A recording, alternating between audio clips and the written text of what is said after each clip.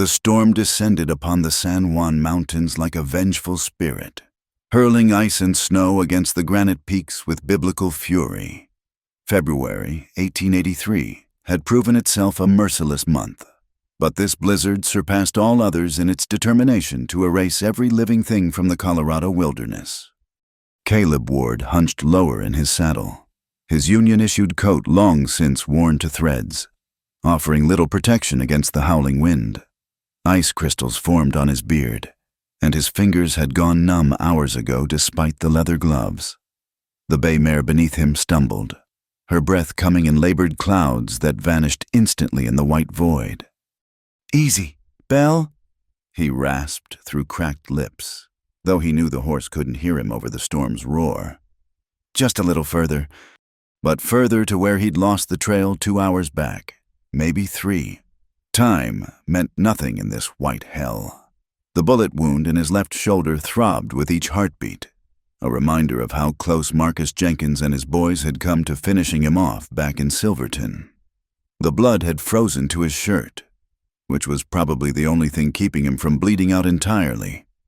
Caleb squinted through the driving snow, searching for any sign of shelter, a cave, an abandoned mine shaft, even a decent cluster of pines. Instead, he saw something that made him wonder if the cold had finally gotten to his brain, a thin column of smoke, barely visible against the white sky, rising from what looked like a cabin tucked against a hillside. Hope and dread warred in his chest. Shelter meant survival, but it also meant people, and people meant questions. Questions about the saddlebags heavy with stolen railroad money. Questions about the blood on his coat that wasn't all his own. Questions he couldn't answer without a rope finding its way around his neck. Belle made the decision for him. The mare's front legs buckled, and Caleb barely managed to throw himself clear before she collapsed into the snow. He crawled to her side, pressing his face against her neck. "I'm sorry, girl," he whispered. She'd carried him through the war, through good times and bad, and now she'd given everything she had left. Her eyes glazed over, and Caleb forced himself to take her saddlebags before the storm buried them both. The cabin sat maybe 100 yards upslope, but it might as well have been 100 miles. Each step was agony, his boots breaking through the crusty snow only to sink knee-deep. The wound in his shoulder had opened again. He could feel warm blood trickling down his chest, his vision blurred, darkness creeping in at the edges. He'd made it perhaps halfway when his strength gave out. Caleb fell face first into the snow, the cold almost pleasant now, like a soft bed inviting him to rest. Just for a moment. He thought, just close his eyes for a moment. The distinctive click of a hammer being cocked cut through the storm's fury. "That's far enough, mister." Caleb raised his head with effort. A woman stood on the cabin's porch, a Spencer rifle steady in her hands despite the wind. She wore a man's wool coat over what looked like several layers of clothing, and a knitted cap pulled low over dark hair. Even through his fading vision, he could see her stance was practiced, comfortable with the weapon. "Please," he managed to croak out. "Just need shelter from the storm." "Plenty of men just need shelter until they get inside." Her voice carried the flat practicality of someone who'd learned not to trust easily. "You running from the law?" Caleb tried to push himself up, failed. "Running from death, ma'am, that's all." She studied him for a long moment, the rifle never wavering. A dog appeared beside her, a big yellow mongrel that growled low in its throat. "Hush, Buck," she said, and the dog fell silent but kept his eyes fixed on Caleb. "You armed?" "Colt in my holster, Winchester in the saddle, back with my horse." "You alone?" "Yes, ma'am." Another long pause. The wind picked up, driving snow between them like a curtain. Caleb's arms gave out, and he collapsed back into the snow. This was it.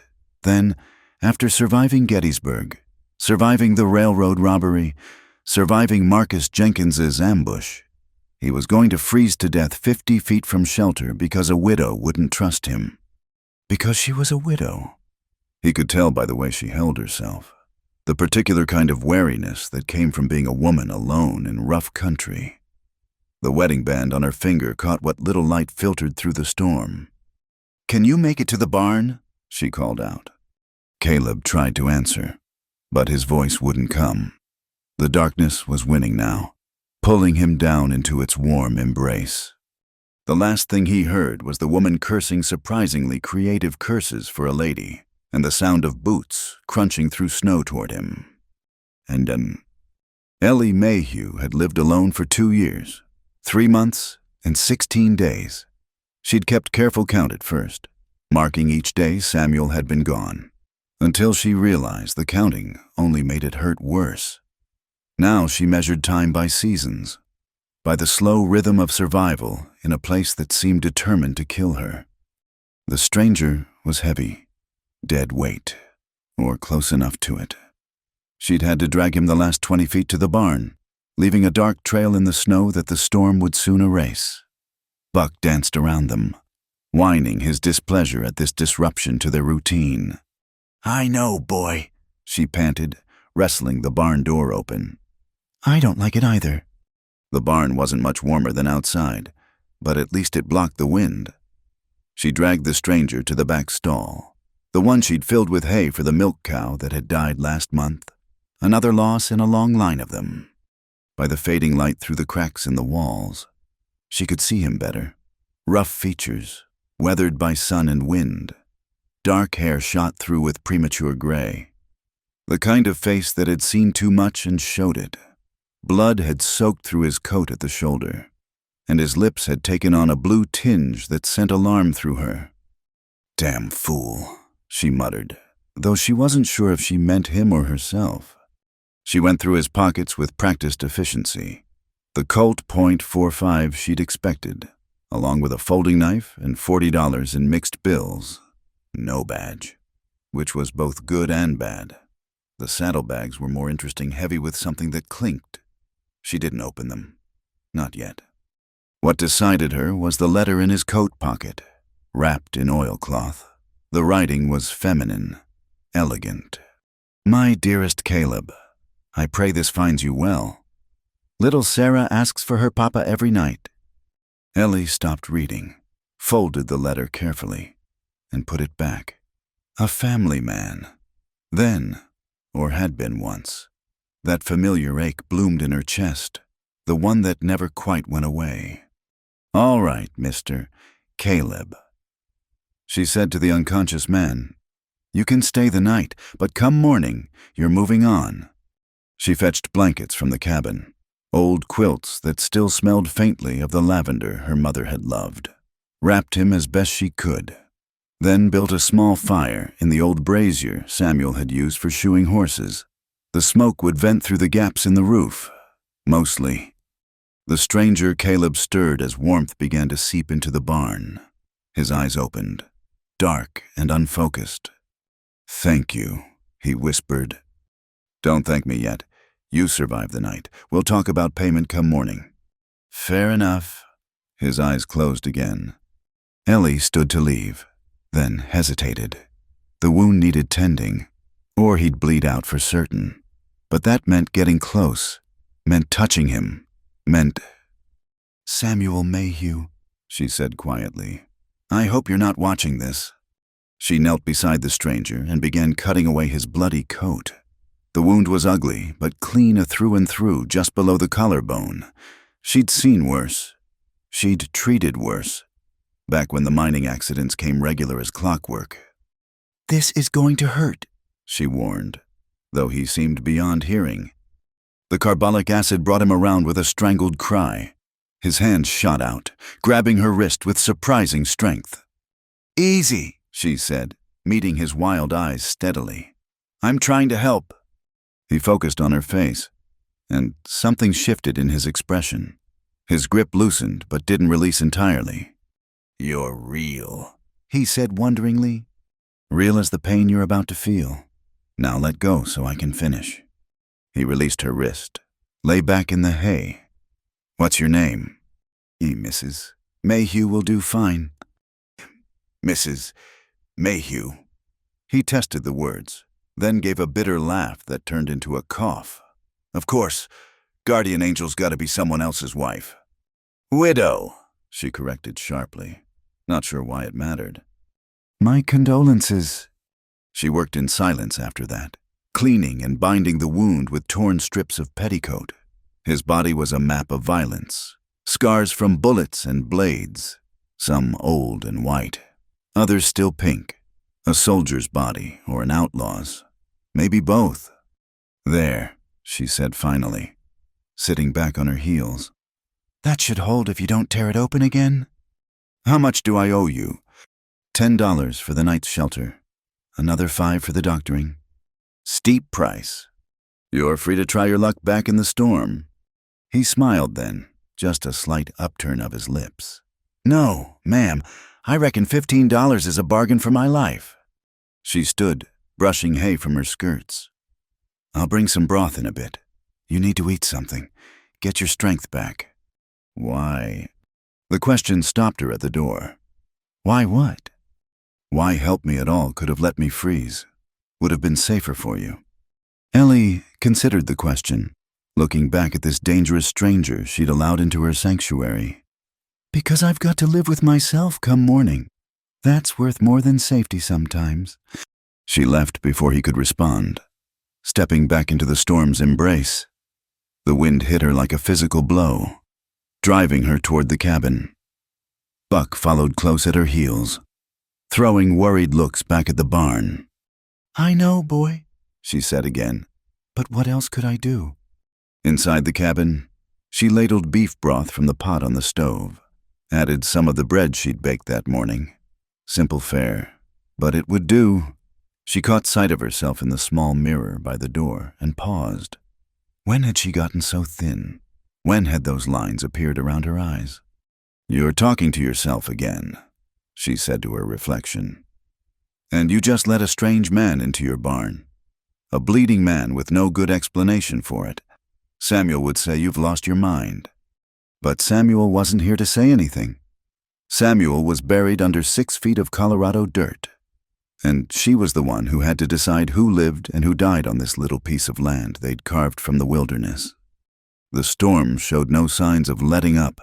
If anything, it seemed to be getting worse. She'd be stuck with her unwanted guest at least until morning, maybe longer. The thought should have frightened her more than it did. Ellie pulled on her coat, gathered the food and her rifle. Just because she'd shown charity didn't mean she'd grown stupid. Trust was earned drop by drop out here, and this Caleb had a long way to go before she'd turn her back on him. The barn was warmer when she returned, the brazier glowing cherry red. Caleb had managed to prop himself up against the wall, and his eyes tracked her entrance with predatory alertness, not as weak as he'd seemed. Then, brought you something to eat, she said, maintaining careful distance as she set the tray within his reach. Smells like heaven. He reached for the cup with hands that trembled only slightly. Been a while since I had anything home-cooked. Don't get used to it. Soon as this storm breaks, you're gone. Yes, ma'am. He sipped the broth slowly, savoring it.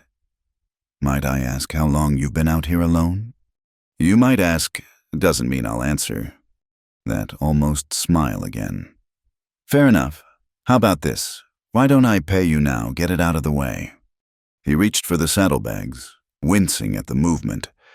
Ellie tensed, finger finding the trigger guard of her rifle, but he only pulled out a small leather pouch, counted out $15 in gold coins. There's more than that in those bags, she observed. Yes, stolen. He met her eyes directly. What answer would make you feel better, Mrs. Mayhew? The truth generally serves. The truth. He set down the empty cup, leaned his head back against the wall. The truth is I'm a bad man running from worse men. The truth is I've got blood on my hands that won't wash clean. The truth is you should have left me in the snow. Maybe so. Ellie stood, collected the tray. But I didn't. Now get some rest. Morning will come whether we're ready or not. She'd reached the door when his voice stopped her. Why widowed? She glanced back. Mining accident.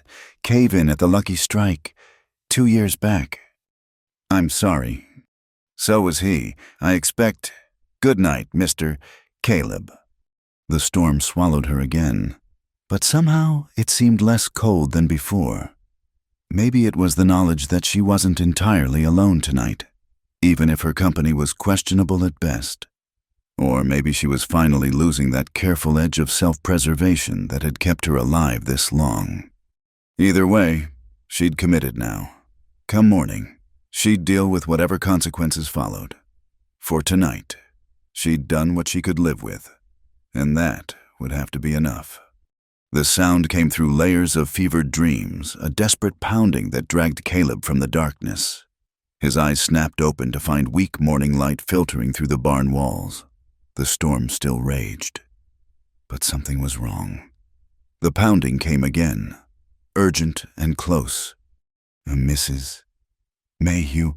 His voice emerged as a croak. No answer. He tried to rise, but the world tilted violently. The wound had opened during the night. Fresh blood soaked the makeshift bandages. Then he heard a strangled cry from outside, barely audible over the wind. Buck's frantic barking followed, the kind of sound a dog makes when its person is in trouble. Caleb forced himself upright, using the wall for support. His coat lay where Ellie had left it, just out of reach. He stumbled toward it, each step sending lightning through his shoulder. His fingers had just closed around the grip when the barn door burst open. Ellie staggered inside, half carrying, half dragging something. No someone. A child, Caleb realized with a jolt. A boy, maybe 10 or 11, blue-lipped and unconscious. "Help me," she gasped. Her usual composure shattered. "Found him. In the snow. By the creek." Caleb forgot his wound. Forgot the pain. He lurched forward, helping her carry the boy to the hay.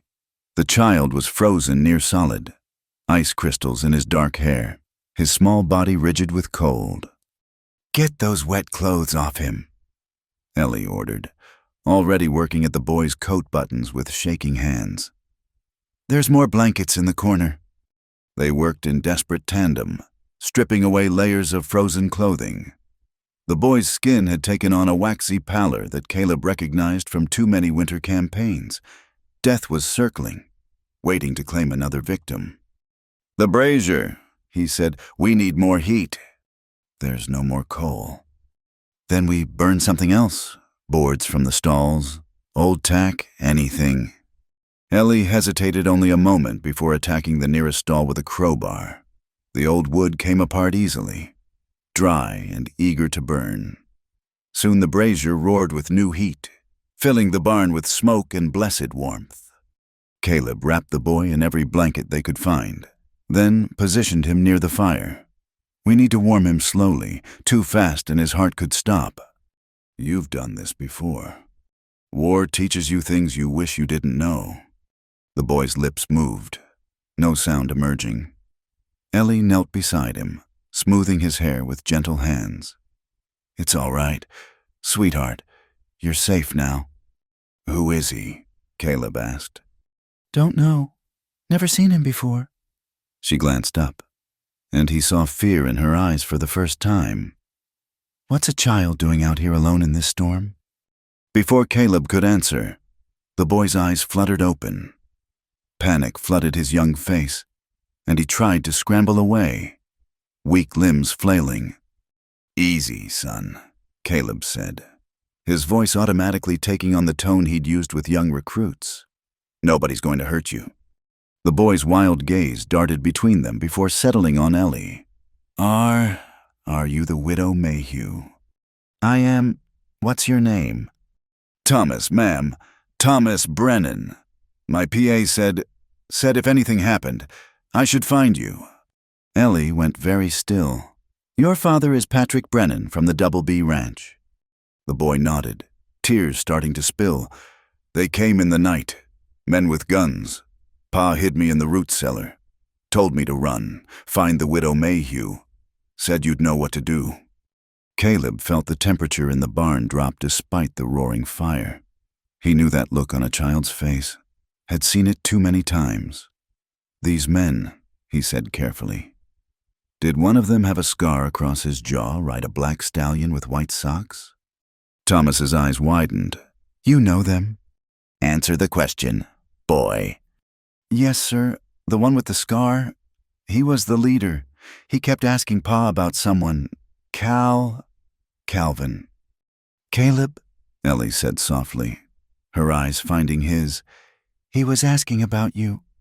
The silence stretched between them, heavy with unspoken accusations. Buck whined from his spot by the door.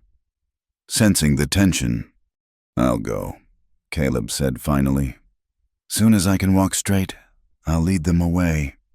"You'll die." Ellie's voice was flat, matter of fact.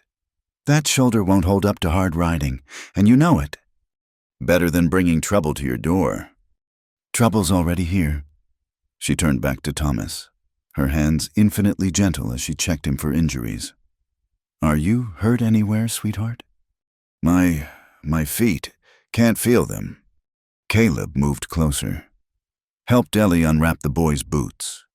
The feet beneath were white with frostbite, but not black, not yet. "We need to get these warmed up. It's going to hurt something fierce." "I don't care about hurt." Thomas's young voice tried for brave and almost made it. "Are they coming here, those men?" "Not in this storm," Ellie said firmly. "And we'll be ready if they do, won't we, Mr. Ward?" The use of his last name hit like a slap. She'd heard the boy say it, filed it away.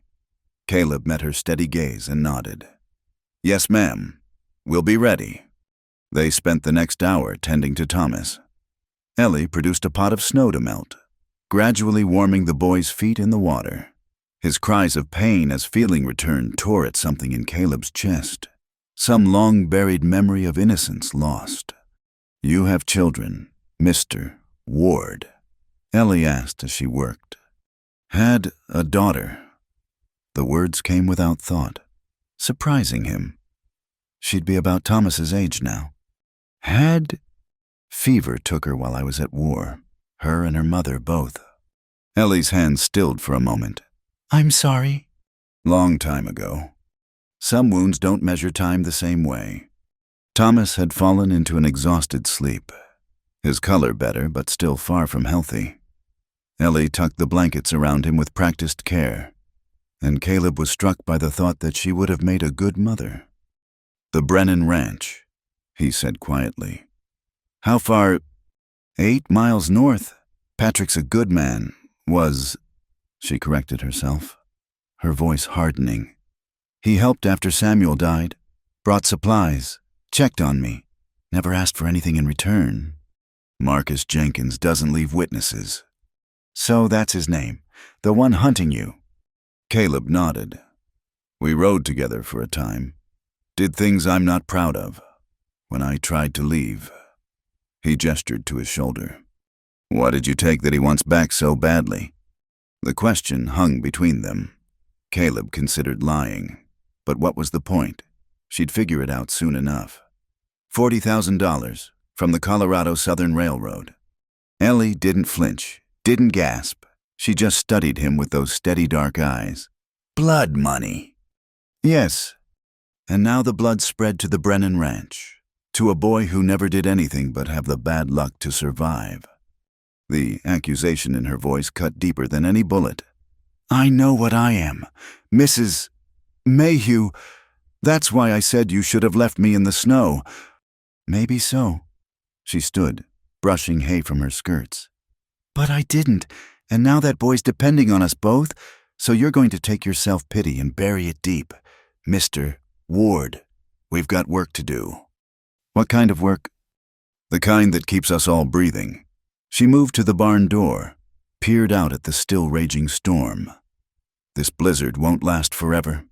When it breaks, they'll come. We need to be ready." "You're talking about making a stand. That's not your fight." She turned back, and he saw steel in her spine that matched any soldier he'd known. "This became my fight the moment that boy showed up at my door. The moment I took you in, I don't run, Mr. Ward. Not from my land. Not from men who think they can take whatever they want. You don't understand. Marcus Jenkins is a man. Men bleed. Men die. I've buried one already. I can bury more if needs be. Caleb stared at her. This slip of a woman talking about killing with the same tone she'd used for discussing the weather? You ever shot a man? Mrs. Mayhew. Not yet, but I've shot plenty of other things that needed shooting. Wolves, mountain cats, a rabid dog once. She paused. Some men aren't much different from rabid dogs when you get down to it. Despite everything, Caleb found himself almost smiling. Samuel Mayhew was a lucky man. He was, right up until that mountain fell on him. She pulled her coat tighter. I'm going to the house.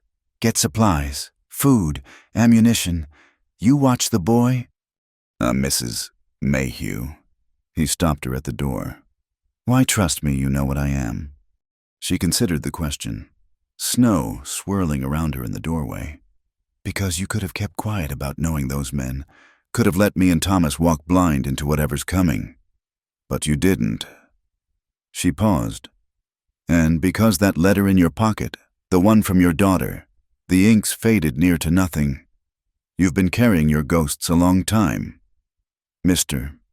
Ward, maybe it's time you put them down. The door closed behind her, leaving Caleb alone with the sleeping boy and the weight of truth. He looked down at Thomas, at the innocent face marked by terror too fresh to fade. How many boys had he left fatherless in his time? How many wives made widows? He moved to his saddlebags, pulled out the oilcloth packet. The money was there, neat bundles bound with bank straps, $40,000. Enough to start over, to disappear into the territories and become someone else. Enough to buy anything except what he really wanted, a way to go back and choose differently. Thomas stirred, whimpering in his sleep, without thinking. Caleb reached out, smoothed the boy's hair the way he'd once done for Sarah. It's all right, son. Just bad dreams. The boy's eyes opened, focused on Caleb's face. You're him, aren't you? The one they're hunting? No point in lying. I am. Are you going to let them hurt Mrs. Mayhew? No. Promise. Caleb looked into those young eyes, saw trust that hadn't yet been broken by the world. I promise. Thomas nodded, satisfied in the way only children can be by adult promises. My PA said Mrs. Mayhew was the strongest woman in the territory. Said she could shoot the eye out of a flying eagle. That's so. Yes, sir. Said she was the only reason half the miners' families survived after the cave-in. Doctored the hurt, buried the dead, made sure everyone had food through the winter. The boy's voice dropped. Pa said she did it all while her own heart was breaking. Caleb thought about the woman who'd dragged him from the snow, who'd faced down the storm to save a child she didn't know, who talked about killing men with the same practical tone she used for tending wounds. I believe it, he said quietly. The barn door opened again, bringing a gust of snow and Ellie laden with supplies. She carried a basket of food, medical supplies, and enough ammunition to outfit a small army. How many guns do you have? Caleb asked, eyeing the boxes of cartridges. Samuel collected them. Said a man could never have too many guns or too few enemies. She set down her load, pulled out a wrapped bundle. Ham and biscuits. You both need to eat. They made a strange meal there in the barn, the three of them huddled around the brazier while the storm raged outside. Thomas ate like he'd been starved, and maybe he had been. No telling how long he'd been running before Ellie found him. Hey, Mrs. Mayhew, the boy said between bites. What happened to Buck's ear, the torn one? Wolf got him. First winter after Samuel passed. Came right up to the house, bold as brass. She smiled at the memory. Buck gave better than he got. Though, that wolf's feeding the roses now. You planted roses. Caleb couldn't hide his surprise. Over Samuel's grave, he always said I should pretty up the place. Her smile turned sad. Guess I finally listened. They finished eating in companionable silence. The storm seemed to be weakening. The wind's howl dropping from a scream to a moan. Soon it would break. And then, "I should teach you both something," Ellie said suddenly. She pulled out a deck of worn cards. "Samuel called it widow's bluff. Said every woman alone should know how to play." "Poker," Caleb asked. "Of sorts, but with special rules. See, in widow's bluff, the Queen of Hearts beats everything, even a royal flush.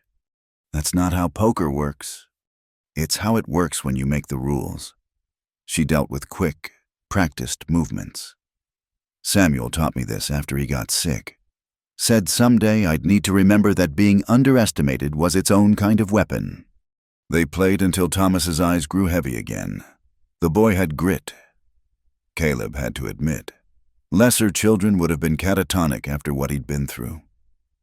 Instead, he fought sleep, afraid of what his dreams might bring.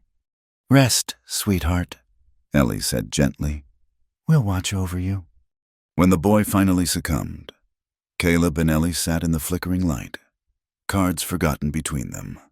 He can't stay here," Caleb said. "When Jenkins comes, we'll cross that bridge when we reach it. You know what needs to happen. I take the money, lead them away. You get the boy to town, to safety. And you die tired instead of rested. That your grand plan?" "You got a better one." She met his eyes across the fire. "Yes, we make them pay for what they did to the Brennans. We make them pay dearly. And then we see who's left standing when the smoke clears." "You're talking about justice, Mr.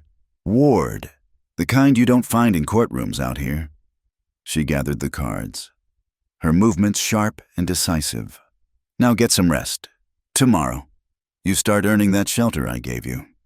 She left them there, man and boy, while the dying storm sang its funeral song. Caleb settled back against the wall, his hand instinctively finding his gun. The wound in his shoulder had stopped bleeding, but pain still pulsed with each heartbeat. He thought about justice, about redemption, about promises made to dying men and sleeping boys. Thought about a woman who planted roses over graves and faced down blizzards to save strangers. Tomorrow would bring blood and reckoning, but tonight, for just a few hours more, they could pretend to be something other than what they were, broken people hiding from the storm, finding unexpected shelter in each other's damaged company. "The Queen of Hearts," Ellie had said, "beats everything." Caleb was beginning to understand what she meant. The storm broke on the fourth day, leaving behind a world transformed. Drifts reached the eaves of the barn, and the landscape stretched white and pristine as far as the eye could see. It would have been beautiful, if not for what it meant. They were trapped, at least until the sun did its work. Caleb stood in the barn door, testing his shoulder. The wound had closed cleanly thanks to Ellie's ministrations, but it still protested any sudden movement. He'd need to be careful when the time came. "See anything?" Ellie's voice came from behind him. "Nothing yet, but they'll come." "Let them." She moved past him into the morning light, carrying a bucket. "Meanwhile, we have chores." It had been like this for 3 days, a strange domestic rhythm that felt both foreign and achingly familiar. Ellie would appear at dawn with food and fresh bandages. They'd tend to Thomas, who grew stronger by the day.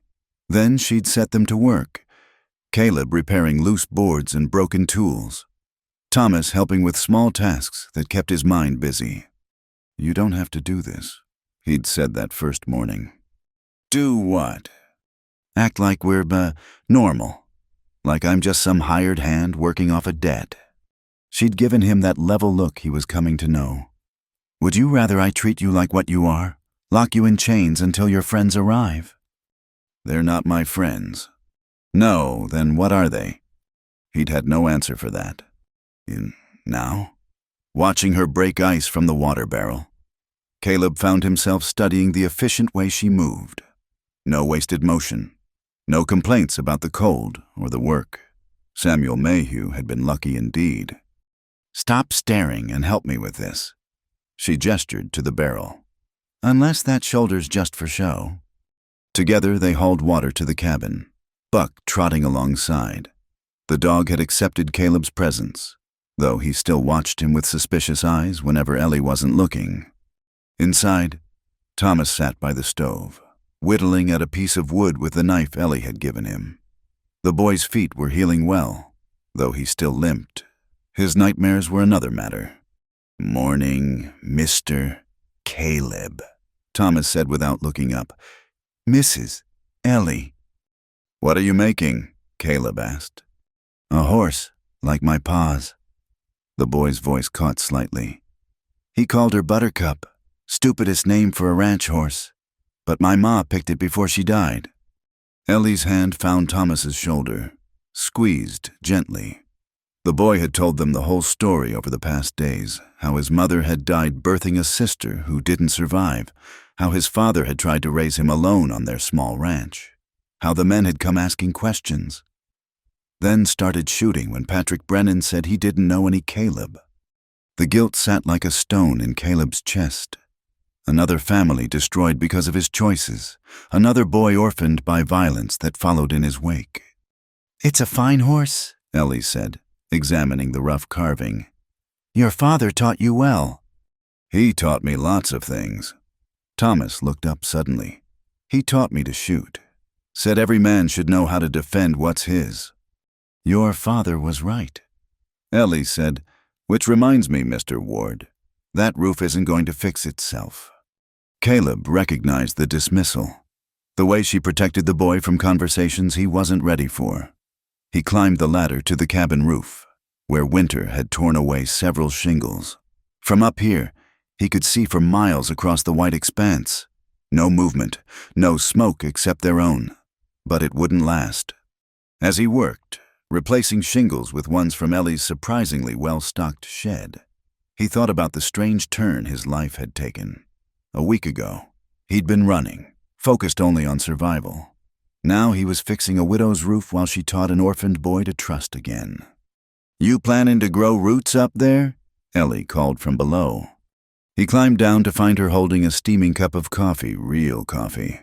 Not the chicory substitute most frontier folk made do with. "Where'd you get coffee?" he asked, accepting the cup gratefully. "I have my ways." She looked up at his work. Not bad for a man who makes his living with a gun. "I wasn't always an outlaw." "No, what were you before?" "A carpenter, if you can believe it. Built houses in Missouri before the war." Something shifted in her expression. "You volunteered?" "Enlisted the day after Sumter. Thought I was being noble." He sipped the coffee, savoring the bitter warmth.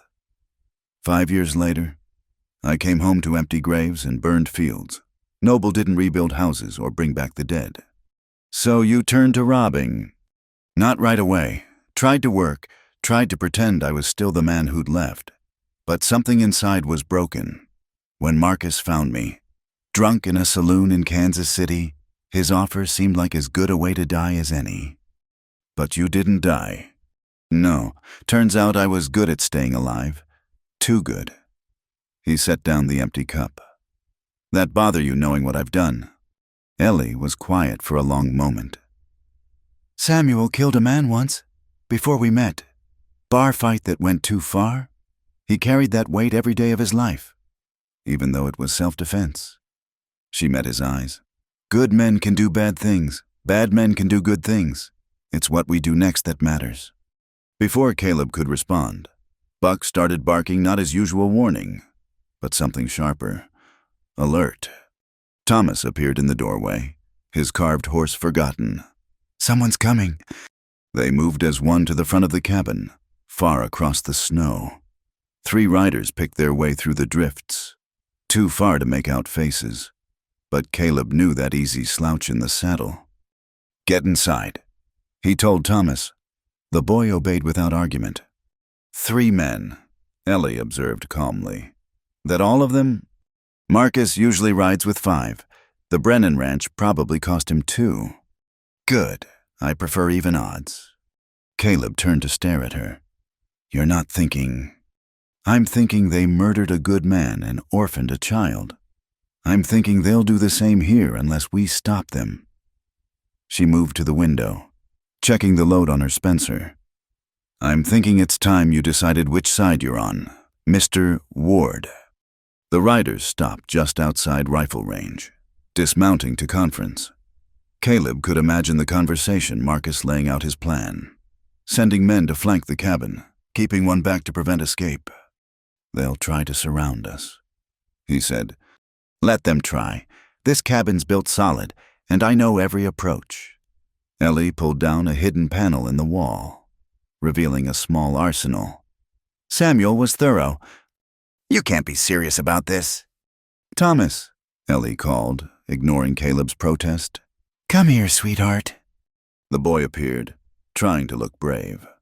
Remember what I taught you about the root cellar? Yes, ma'am. The hidden door behind the flour barrel. Good. I want you to go down there now. Take Buck. No matter what you hear, you don't come out until I call for you. Understand? But I can help, I can shoot. Ellie knelt, took the boy's face in her hands. I know you can, but someone needs to guard our supplies. That's an important job. Can you do that for me? Thomas nodded reluctantly. Yes, ma'am. Brave boy, go on now. When the cellar door closed behind boy and dog, Ellie turned back to Caleb. Well, you running or fighting? This isn't your fight. We've covered this ground. She moved to the east window. They're moving, 2 heading for the barn. Caleb cursed. The barn would give them cover to approach the cabin's blind side. Smart play. Marcus always was a good tactician. Give me a rifle, he heard himself say. Ellie smiled, the first real smile he'd seen from her. Winchesters by the door, plenty of ammunition. They took positions at opposite windows. The waiting was the hardest part, watching the riders disappear behind outbuilding, knowing they were closing in. Caleb's shoulder throbbed, reminding him he wasn't at full strength. Ellie, he said quietly. Mrs. Mayhew will do fine during a gunfight. Despite everything, he almost laughed. Mrs. Mayhew. Then, you don't have to do this. I can go out there, face them, end this clean. Nothing clean about 3-on-1 odds. Better than... The first shot shattered the window inches from his head. Caleb dropped, rolling to new cover as more shots followed. Ellie returned fire from her position, the Spencer booming. See anyone? She called. Muzzle flash from the barn. Maybe another behind the chicken coop. What about Marcus? Good question. The man himself hadn't shown, which worried Caleb more than the shooting. Marcus liked to let others take the risks while he waited for the perfect moment. A lull fell over the gunfight. Then a voice called out, not Marcus, but his segundo, Jake Morrison. Caleb, we know you're in there. Come out and face justice like a man. Justice? Caleb laughed bitterly. Since when does Marcus care about justice? You shot Harry in the back, took what belonged to all of us. That was rich. Harry had been drawing on an unarmed bank clerk when Caleb put him down. As for the money, it belonged to the railroad, Caleb shouted back. Not to us. You gone soft. Caleb, that woman got you thinking you can play house. Be respectable. Ellie fired, her shot splintering wood near Jake's position. Next one won't miss, she called. Silence, then Marcus's voice, smooth as aged whiskey. Mrs. Mayhew, I presume this ain't your concern. Send Caleb out, and we ride away peaceful. The only way you're riding away is horizontal across a saddle, Ellie replied. Caleb stared at her. The woman had steel in her spine and poetry in her threats. Have it your way. Marcus called. The attack came from 3 sides at once. Glass shattered, wood splintered, and the air filled with gun smoke. Caleb fired steadily, picking his shots. Ellie worked the Spencer like she'd been born to it. Lever action smooth as silk. A figure broke from the barn, running for the cabin's back door. Caleb recognized Ben Tucker, always eager to prove himself. Too eager. Ellie's shot caught him mid-stride, spinning him into the snow. He didn't get up. "One down," she said matter-of-factly, already reloading. Jake tried next, using the water trough for cover as he advanced. Caleb waited. There. Jake raised up to shoot, and Caleb's bullet found its mark. Not fatal, but Jake's scream said he wouldn't be shooting straight anytime soon. Which left Marcus somewhere. "Where is he?" Ellie hissed. The answer came from above footsteps on the roof. Somehow, Marcus had circled wide, used the woodshed to climb up. Now he was directly overhead, probably heading for the chimney. "Stay here," Caleb ordered, heading for the ladder. Like hell. But Caleb was already climbing, bad shoulder protesting every rung. He emerged onto the roof to find Marcus waiting, gun drawn. "Hello, Caleb. Fancy meeting you here." "Marcus." They stood 10 feet apart. Two men who'd ridden together, robbed together, killed together, now separated by more than distance. "She must be something special," Marcus said. "Got you fixing roofs instead of robbing trains." "It's over, Marcus. Take Jake and go." "Can't do that. You killed 2 of my boys, and there's the matter of $40,000. Blood money. Still spends the same." Marcus's gun hand was steady. "You've gone soft, partner. That woman's made you weak." "Maybe. Or maybe she reminded me what it's like to be human." Touching. Harry would be weeping if he weren't dead.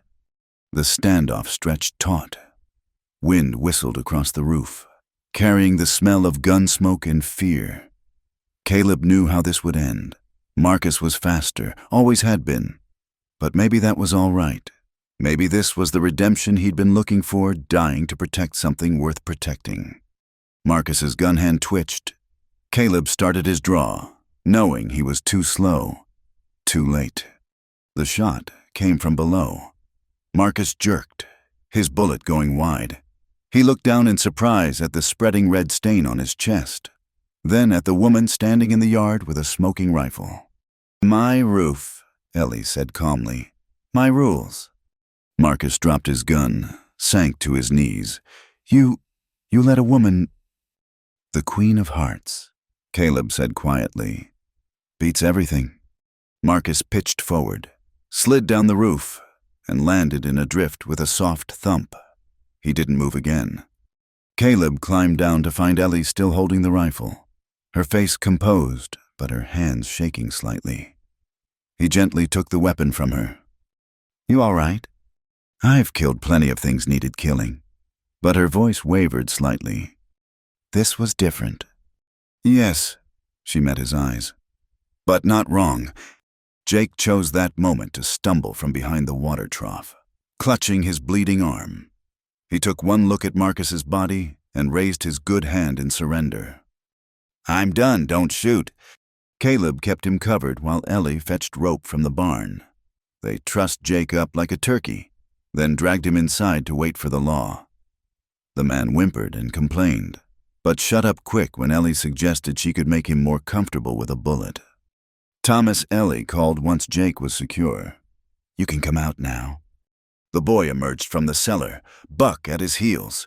His eyes went wide at the blood, the broken glass, Jake tied in the corner.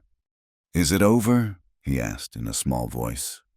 "It's over," Ellie confirmed, pulling him into a hug. Did you get them all?" Caleb and Ellie exchanged a look over the boy's head. How did you explain necessary violence to a child who'd seen too much already? "The men who hurt your father won't hurt anyone else," Ellie said carefully. "That's what matters?" Thomas nodded, seeming to accept this. Then, with the resilience of youth, he asked, "Can I help clean up?"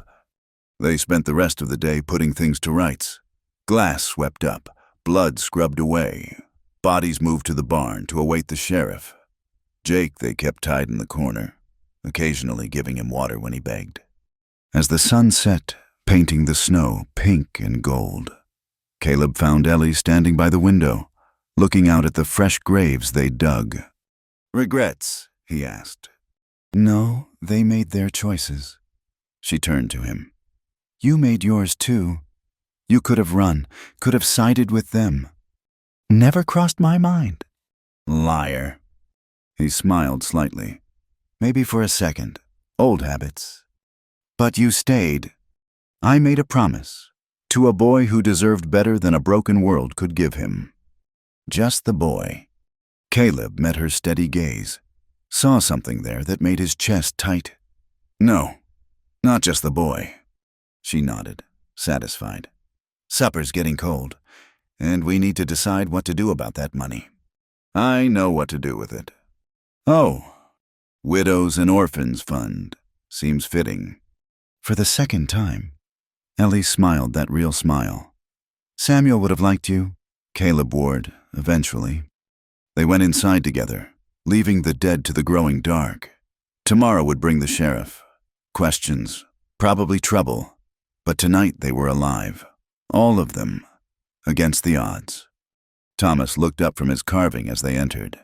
I finished the horse. Want to see? They admired his work, praised his improving skill. They ate supper together like a strange, cobbled-together family. And when Thomas finally asked the question Caleb had been dreading, can I stay here? It was Ellie who answered without hesitation. As long as you need. Later, after Thomas was asleep, Caleb and Ellie sat by the fire, sharing the last of the coffee. He can't replace what you lost, Ellie said quietly. The boy. I know, but maybe I can do better by him than I did by my own. Maybe we both can. The word we hung in the air between them, full of possibility and promise. Outside, snow began to fall again, gentle this time, covering the violence, offering a clean slate. I should check the barn, Caleb said finally. Make sure Jake's secure. Take a lantern. And Caleb, she looked up at him. Thank you for staying. He touched his hat, an old gesture from a different life. Thank you for giving me a reason to. The barn was cold and quiet. Jake unconscious in his corner. Caleb checked the knots, then stood for a moment in the place where it had all started. A desperate man seeking shelter. A widow offering it despite her better judgment. He'd paid for that shelter, as agreed. But what she'd given him purpose, hope, a second chance at being the man he'd once been that was worth more than any amount of money. Tomorrow would bring its own challenges. But tonight, Caleb Ward slept in a barn in Colorado, and for the first time in years, didn't dream of the dead. The sheriff arrived 3 days later, when the snow had settled enough for travel. Caleb watched from the barn door as the lawman dismounted, his tin star catching the morning sun. Sheriff Tom Brennan, no relation to young Thomas's family, despite the name was a hard man who'd kept order in these parts for 15 years. Mrs. Mayhew, the sheriff touched his hat. Heard you had some trouble. Some, Ellie agreed, calm as if discussing the weather. Bodies are in the barn, one survivor tied up in the woodshed. Brennan's weathered face showed no surprise. He'd seen plenty in his years. Mind if I take a look? They walked him through it all, the attack, the defense, the outcome. Jake Morrison, when questioned, sang like a church choir, eager to pin everything on dead men. The sheriff listened, examined the bodies, took notes in a small leather book. Self-defense, clear as day, he pronounced finally. Though I'll need you both to come to town, make official statements. Both, Ellie asked. The sheriff's eyes found Caleb. You're Caleb Ward, aren't you? Thought I recognized you. Saw your likeness on a wanted poster a few months back. Caleb's hand didn't move to his gun, but the sheriff noticed the slight tension anyway. Easy now. I also got a telegraph 2 days ago. Seems the Colorado Southern Railroad found an anonymous donation, $40,000, sent to their Widows and Orphans Fund. Funny thing, that's exactly what was taken in the robbery you're wanted for. Interesting coincidence, Caleb said carefully. Very interesting, So interesting that the railroad's withdrawn its complaint. Can't be a robbery if the money's returned, can it? The sheriff's smile was dry as desert sand. Corson, there's still the matter of the men who died in that robbery. Harry Vance drew first. Caleb said, on an unarmed clerk. So Jake Morrison tells it, and since dead men tell no tales, I'm inclined to believe him. Brennan closed his notebook. Here's what's going to happen. You'll both come to town, make your statements. Jake will stand trial for the Brennan Ranch murders, yes, son. We know about that, he added as Jake started to protest. And Mr. Ward here will be free to go about his business, long as that business stays legal. That's it? Ellie asked. Justice is a funny thing out here, Mrs. Mayhew. Sometimes it comes from a court of law, sometimes from a Spencer rifle, sometimes from a man deciding to do right even when it costs him. The sheriff mounted his horse. I'll expect you in town tomorrow. Bring the boy, he'll need to make a statement too. After he left, Caleb and Ellie stood in the yard, neither quite sure what to say. You sent the money back, she said finally. Seemed the right thing to do. All of it. Oh, every cent. She shook her head. You're either the worst outlaw or the best man I've ever met. Can't a man be both? That earned him a small smile. Samuel used to say everyone's got two wolves fighting inside them, one dark, one light. The one that wins is the one you feed. Your husband sounds like he was a wise man. He had his moments. She turned toward the cabin. We should get ready for town. Thomas needs proper clothes. And you. She examined his worn outfit. You need everything. The next morning found them loading the wagon. Thomas wedged between them on the bench seat. Buck tied in the back. The boy had been quiet since learning he'd have to tell his story to the sheriff, but he held himself straight, trying to be brave. You don't have to tell them everything, Ellie said gently. Just answer what they ask. I know. Pa taught me about talking to the law. Thomas looked up at Caleb. Are you really not wanted anymore? Seems that way. Good. I was worried you'd have to leave. Caleb felt something twist in his chest. Where are you now? Yes, sir, Mrs. Ellie needs help with the heavy work, and I'm not big enough yet, and... The boy hesitated. And I think you make her smile more. Ellie's cheeks pinked slightly. Thomas Brennan, what nonsense are you speaking? It's not nonsense yesterday you hummed while cooking. You never hummed before. I hum all the time. No, ma'am, you don't. You sing to the chickens sometimes, but that's different. Caleb bit back a laugh at Ellie's deepening blush. She sings to the chickens. Only when she thinks no one's listening. Thomas supplied helpfully. Church songs, mostly. Thomas, Ellie warned. Rock of Ages is her favorite. Thomas Brennan. The boy grinned. Unrepentant. It was good to see him smile after everything he'd been through. The ride to town took 4 hours through snow-packed roads. Other travelers appeared as they got closer, miners heading to claims, supply wagons, a family moving west despite the season, normal people living normal lives, unaware of the drama that had played out in a widow's cabin. The town of Silver Creek sprawled along a river valley, wood buildings climbing the hillsides in defiance of gravity and good sense. Smoke rose from dozens of chimneys, and the main street bustled with activity despite the cold. There's the sheriff's office. Ellie pointed. We'll stop there first. But as they pulled up, a woman emerged from the mercantile across the street. Middle-aged, well-dressed, with the bearing of someone used to being obeyed. Her eyes locked on Ellie with laser intensity. Ellie Mayhew, she called, crossing the muddy street with surprising grace. I heard about the trouble at your place. Mrs. Hartley? Ellie's tone was carefully neutral. News travels fast. It certainly does, especially news about a widow woman entertaining male visitors. Her gaze swept over Caleb with obvious disapproval. Really, Ellie, what would Samuel think? I suspect Samuel would think I did what was necessary to survive. Same as always. Shooting men taking in strays. Mrs. Hartley's eyes found Thomas. This is the Brennan boy, poor child. He'll need proper placement, of course.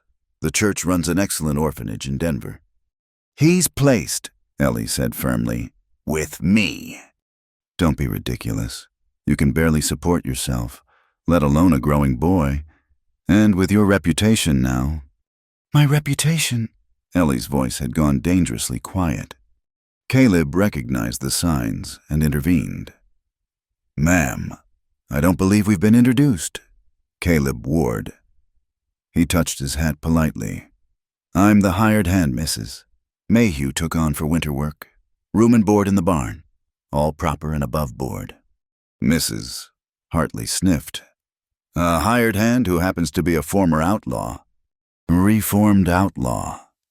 Caleb corrected. Ask the sheriff. I've gone straight. Even got a letter of commendation from the railroad. That was stretching the truth considerably, but Mrs. Hartley didn't need to know that. Besides, he continued, I'll be moving on come spring. Soon as the pass is clear, man like me doesn't settle down. He felt Ellie stiffen beside him, but didn't look her way. This was necessary, giving her reputation an out.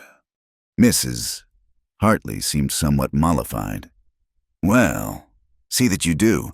Ellie has position in this community. Despite her circumstances, I'd hate to see that compromised. Yes, ma'am, wouldn't want that.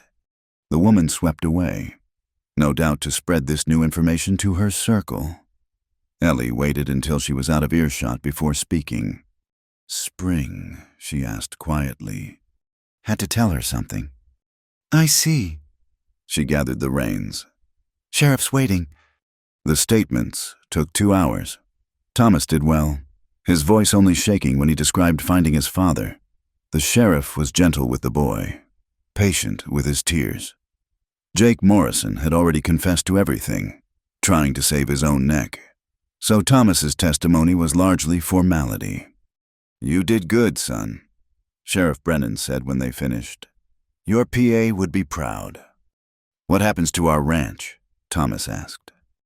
That's a question for the land office, but being as you're the only heir, I expect it'll be held in trust until you're of age. Mrs. Mayhew, you willing to act as guardian? If Thomas wants me to. I do, the boy said quickly.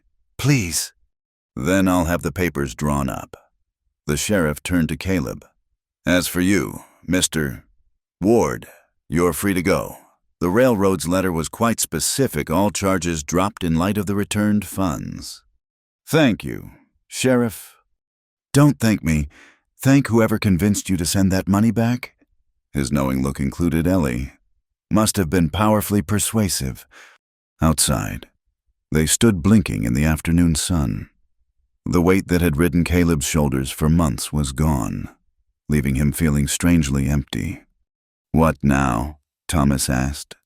Now we get supplies, Ellie said practically. Flour, coffee, ammunition, and new clothes for both of you. I have money, Caleb started. You had money, which you gave away. She fixed him with that level stare.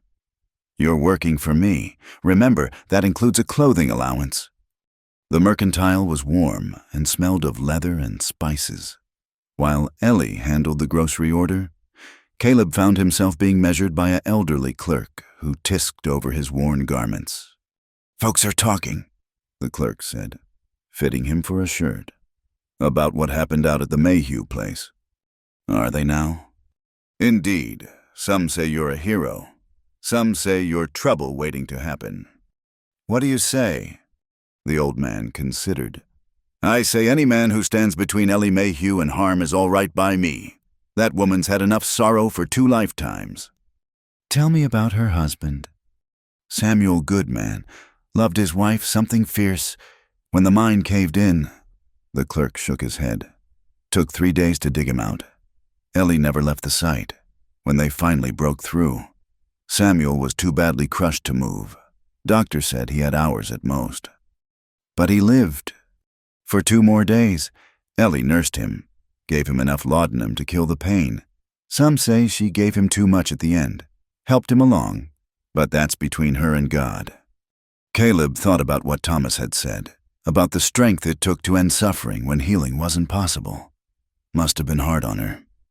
Changed her. She'd always been strong, but after Samuel died, she turned to iron. Had to, I suppose. This country doesn't coddle widows. Inne. Mr. Caleb.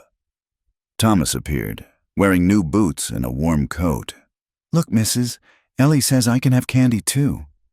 Just 1 piece, Ellie warned, joining them with an armload of goods. We still have shopping to finish. They made quite a procession through town, the widow, the reformed outlaw, and the orphan boy. Caleb noticed the looks they drew, heard the whispers, but he also noticed the nods of respect, the touched hats, the small smiles. Whatever misses, Hartley thought. Not everyone disapproved. Their last stop was the land office, where Thomas's inheritance was recorded and Ellie's guardianship made official. The ranch was small but unencumbered, with good water rights. You could sell it, the clerk suggested. Plenty of buyers for land with water. No, Thomas said firmly. It's my pa's land. I'm keeping it. Good lad, Ellie approved. Land's the only thing that lasts out here. As they loaded the wagon for the trip home, Caleb found himself watching Ellie. She moved through the town with quiet dignity, acknowledging those who deserved it, ignoring those who didn't. A woman alone who'd carved out her place through sheer will. You're staring again, she said without looking at him. Thinking. Dangerous habit. So I've been told. He helped Thomas into the wagon.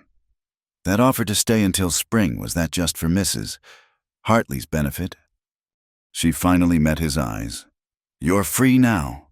No one's hunting you. You could go anywhere, be anyone. That's not an answer. No, it's not. She climbed onto the wagon seat. Ask me again when we get home. The ride back was quieter, each lost in their own thoughts. Thomas dozed against Ellie's shoulder, worn out by the day's emotions. The sun dropped toward the mountains, painting the snow golden pink. I've been thinking too, Ellie said suddenly, about what you said to Mrs. Hartley, about moving on come spring. Just words to protect your reputation. Were they? She kept her eyes on the road. Because a man who gives away $40,000 to help strangers doesn't seem the settling type. Maybe I'm tired of running. Maybe, or maybe you're just resting between runs. Caleb wanted to deny it, but couldn't. He'd been a wanderer too long to promise otherwise. I don't know what I am anymore. That's honest, at least. They reached the cabin as full dark fell. Thomas woke enough to stumble inside while they unloaded supplies. The familiar routine of unhitching horses and storing goods felt different somehow, weighted with unspoken questions. Caleb, Ellie said as he headed for the barn. Wait. She stood in the cabin doorway, lantern lights silhouetting her figure. I need to tell you something. About Samuel, about how he really died. The clerk said what people suspect. The truth is worse. She stepped aside. Come in. Thomas is already asleep. Inside, she poured 2 cups of coffee and sat at the table. Caleb joined her, waiting. The cave-in broke Samuel's back, crushed his organs. The doctors said he might last a week. In agony the whole time. She stared into her cup. I'd seen animals suffer like that, put them down as a mercy. But a person, a husband. You don't have to tell me this. Yes, I do, because you need to understand what kind of woman I am. She met his eyes. The second night, when the laudanum stopped working, when he was screaming, he begged me to end it. Caleb reached across the table, covered her hand with his. You gave him mercy. I gave him poison. Her voice was flat. Enough laudanum to stop his heart. Held his hand while he died. Told him I loved him. Then I lied to everyone about how peaceful his passing was. You gave him what he needed. I killed my husband. No. Caleb tightened his grip on her hand. You saved him. From pain, from indignity, from a death that would have destroyed who he was. That took more courage than any gunfight. Tears ran down her cheeks, silent as snow. I've never told anyone. Carried it alone for 2 years. You're not alone now. She turned her hand palm up, laced her fingers through his. That's what frightens me. I've gotten used to alone. It's safer. But colder. Yes. She pulled her hand free, wiped her eyes. So I'll ask you straight. Come spring, are you staying or going? Caleb thought about freedom, about the open road, about all the places he could run to. Then he thought about a woman who sang to chickens, a boy who needed a father, a life that might be worth living instead of just surviving. I carry my own burden, he said finally. The men I've killed, the lives I've ruined. That letter in my pocket, it's the last one my daughter wrote before she died. I couldn't save her, couldn't even be there. That weight doesn't go away. No, Ellie agreed. It doesn't, but maybe shared weight is easier to bear. Maybe. He stood, suddenly restless. I can't promise spring. I can't promise anything beyond today. I'm not asking for promises. I'm asking for honesty. Then, honestly, I want to stay. Want to see Thomas grow up strong. Want to hear you hum while you cook. He stopped, unable to voice the rest. I know. She rose, moved to the door with him.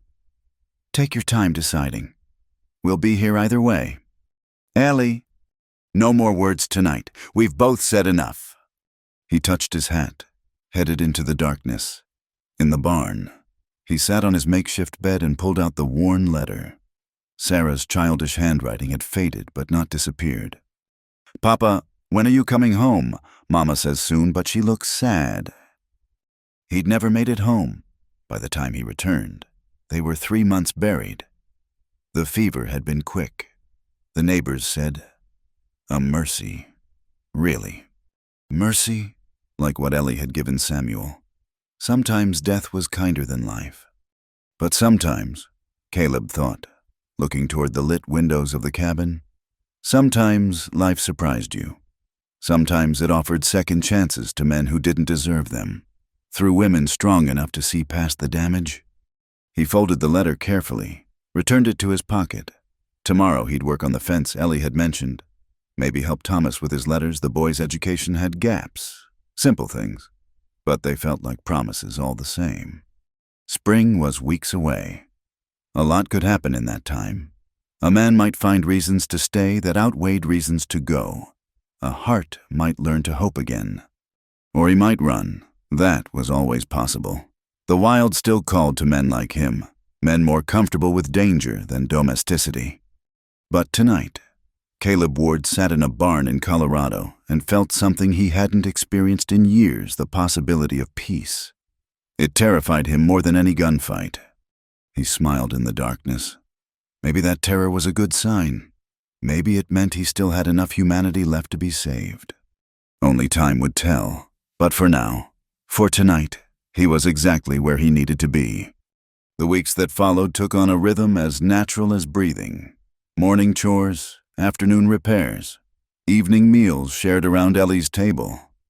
Caleb found himself settling into the pattern with an ease that should have frightened him more than it did. It was Thomas who broke the careful distance between them, as children often do. The boy had nightmares most nights, waking with cries that brought both adults running. They'd take turns sitting with him, telling stories until he calmed. My PA used to tell me about the stars. Thomas had one particularly bad night, clinging to Ellie's hand while Caleb stoked the fire. Said Mama was up there watching. She is, Ellie assured him. All the people we love keep watching over us.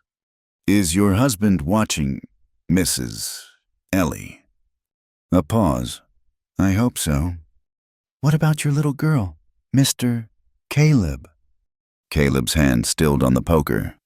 Sarah, yes, I reckon she is. Maybe they're friends up there, Sarah and my mama and Mr. Samuel. Maybe so, Caleb managed through a tight throat. Ellie met his eyes over the boy's head, and something passed between them, shared loss, shared understanding. When Thomas finally dozed off, they stood together in the doorway of his small room. "He's getting better," Ellie whispered. "Fewer nightmares." Kids are resilient. So are adults when they let themselves be. Their hands were close on the doorframe, almost touching. Caleb could have stepped back, maintained the careful boundaries they'd established. Instead, he let his finger brush hers. The lightest contact. She didn't pull away. "Ellie, I know." Her voice was barely audible. "I feel it too." They stood there for a long moment, hands barely touching, hearts racing like teenagers. Then Buck barked at something outside, breaking the spell, and they stepped apart. "I should check on that," Caleb said. "Yes, you should." But neither moved. The lamplight cast shadows that softened Ellie's features, made her look younger, more vulnerable. Caleb realized he was leaning closer, drawn by something stronger than common sense. "This is a mistake," Ellie whispered. "Probably. You're still leaving come spring." "Maybe. Maybe isn't enough. It's all I have." She searched his face for a long moment, then rose on her toes and pressed her lips to his. Soft, hesitant. A question more than a statement. Caleb's hands found her waist, pulled her closer, and the kiss deepened into something that made his head spin. When they broke apart, both were breathing hard.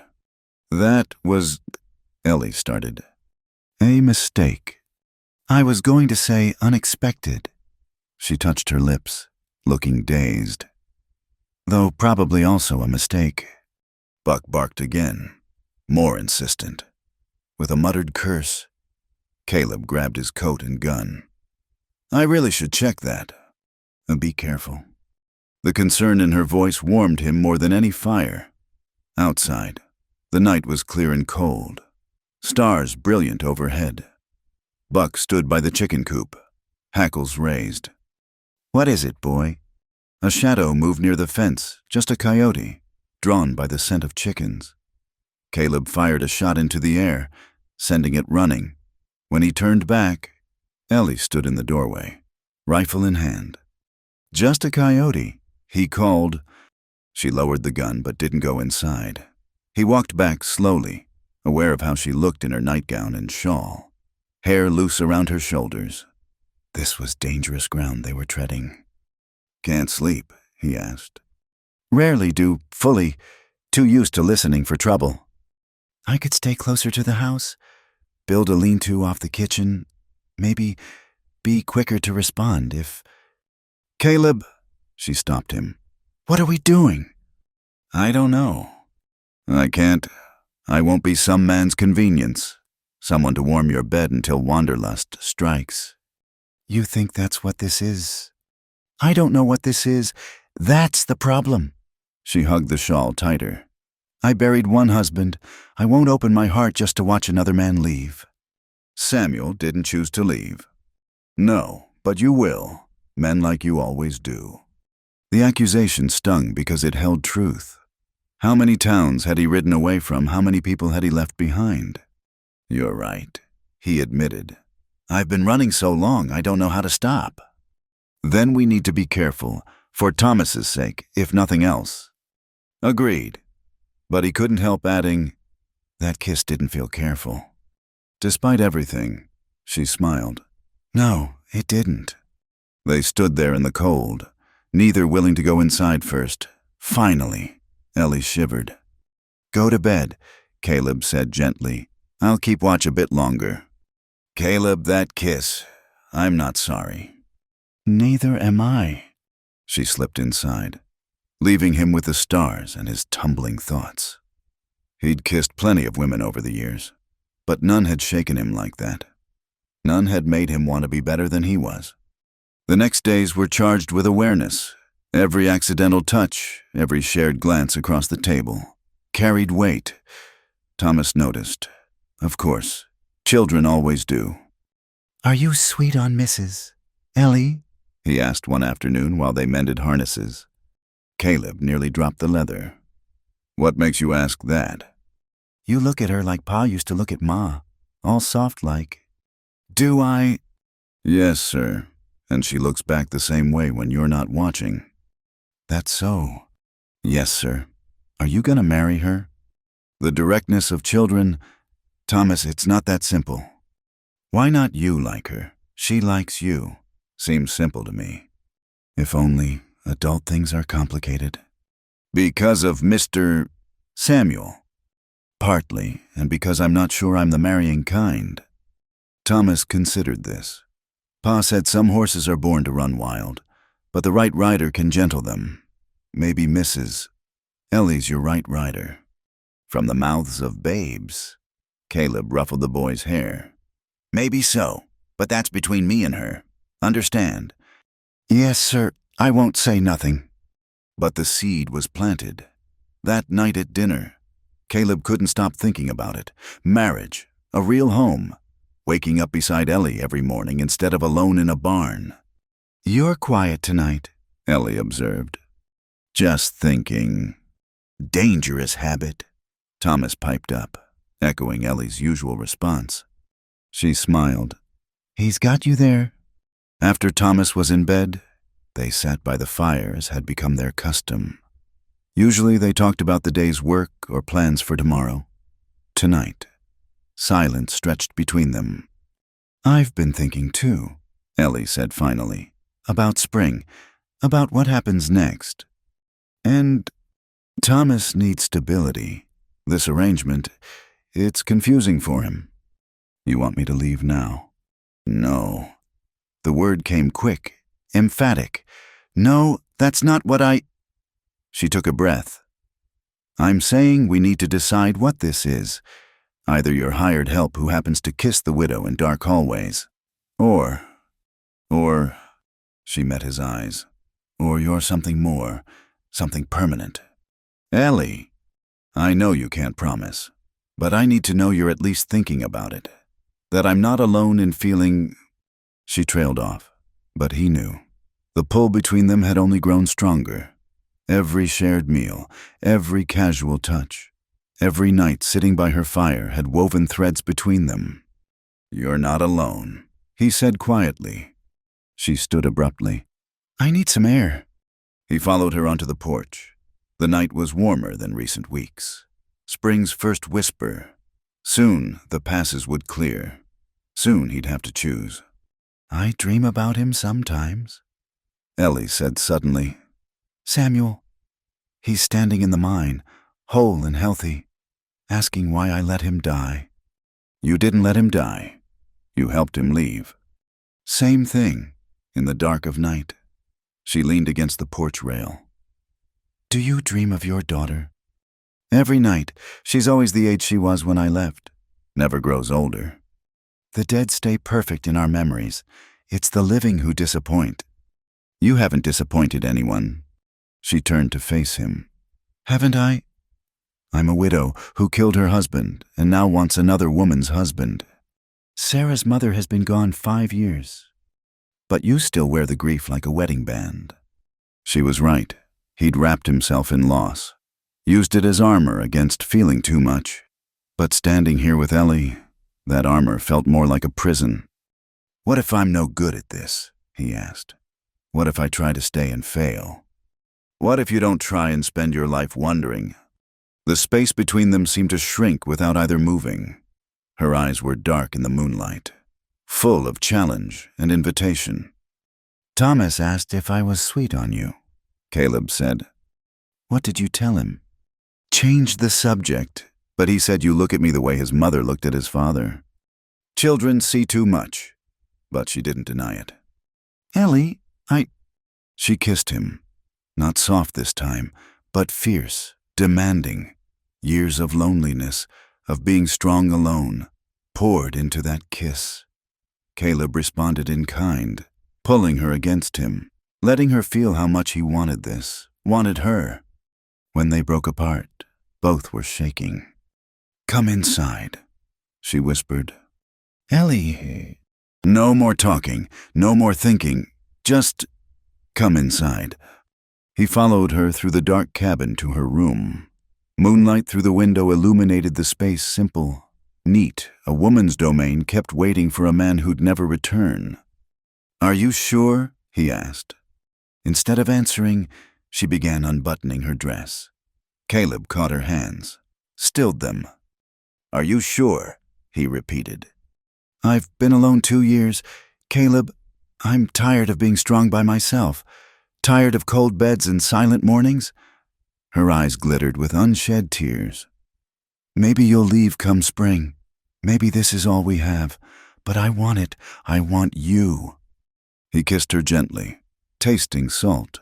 You have me, for tonight, for spring, for as long as you'll let me stay. Pretty words. True ones. She searched his face, then nodded. This time when she reached for buttons, he helped. Later, they lay entwined in her narrow bed, listening to the night sounds.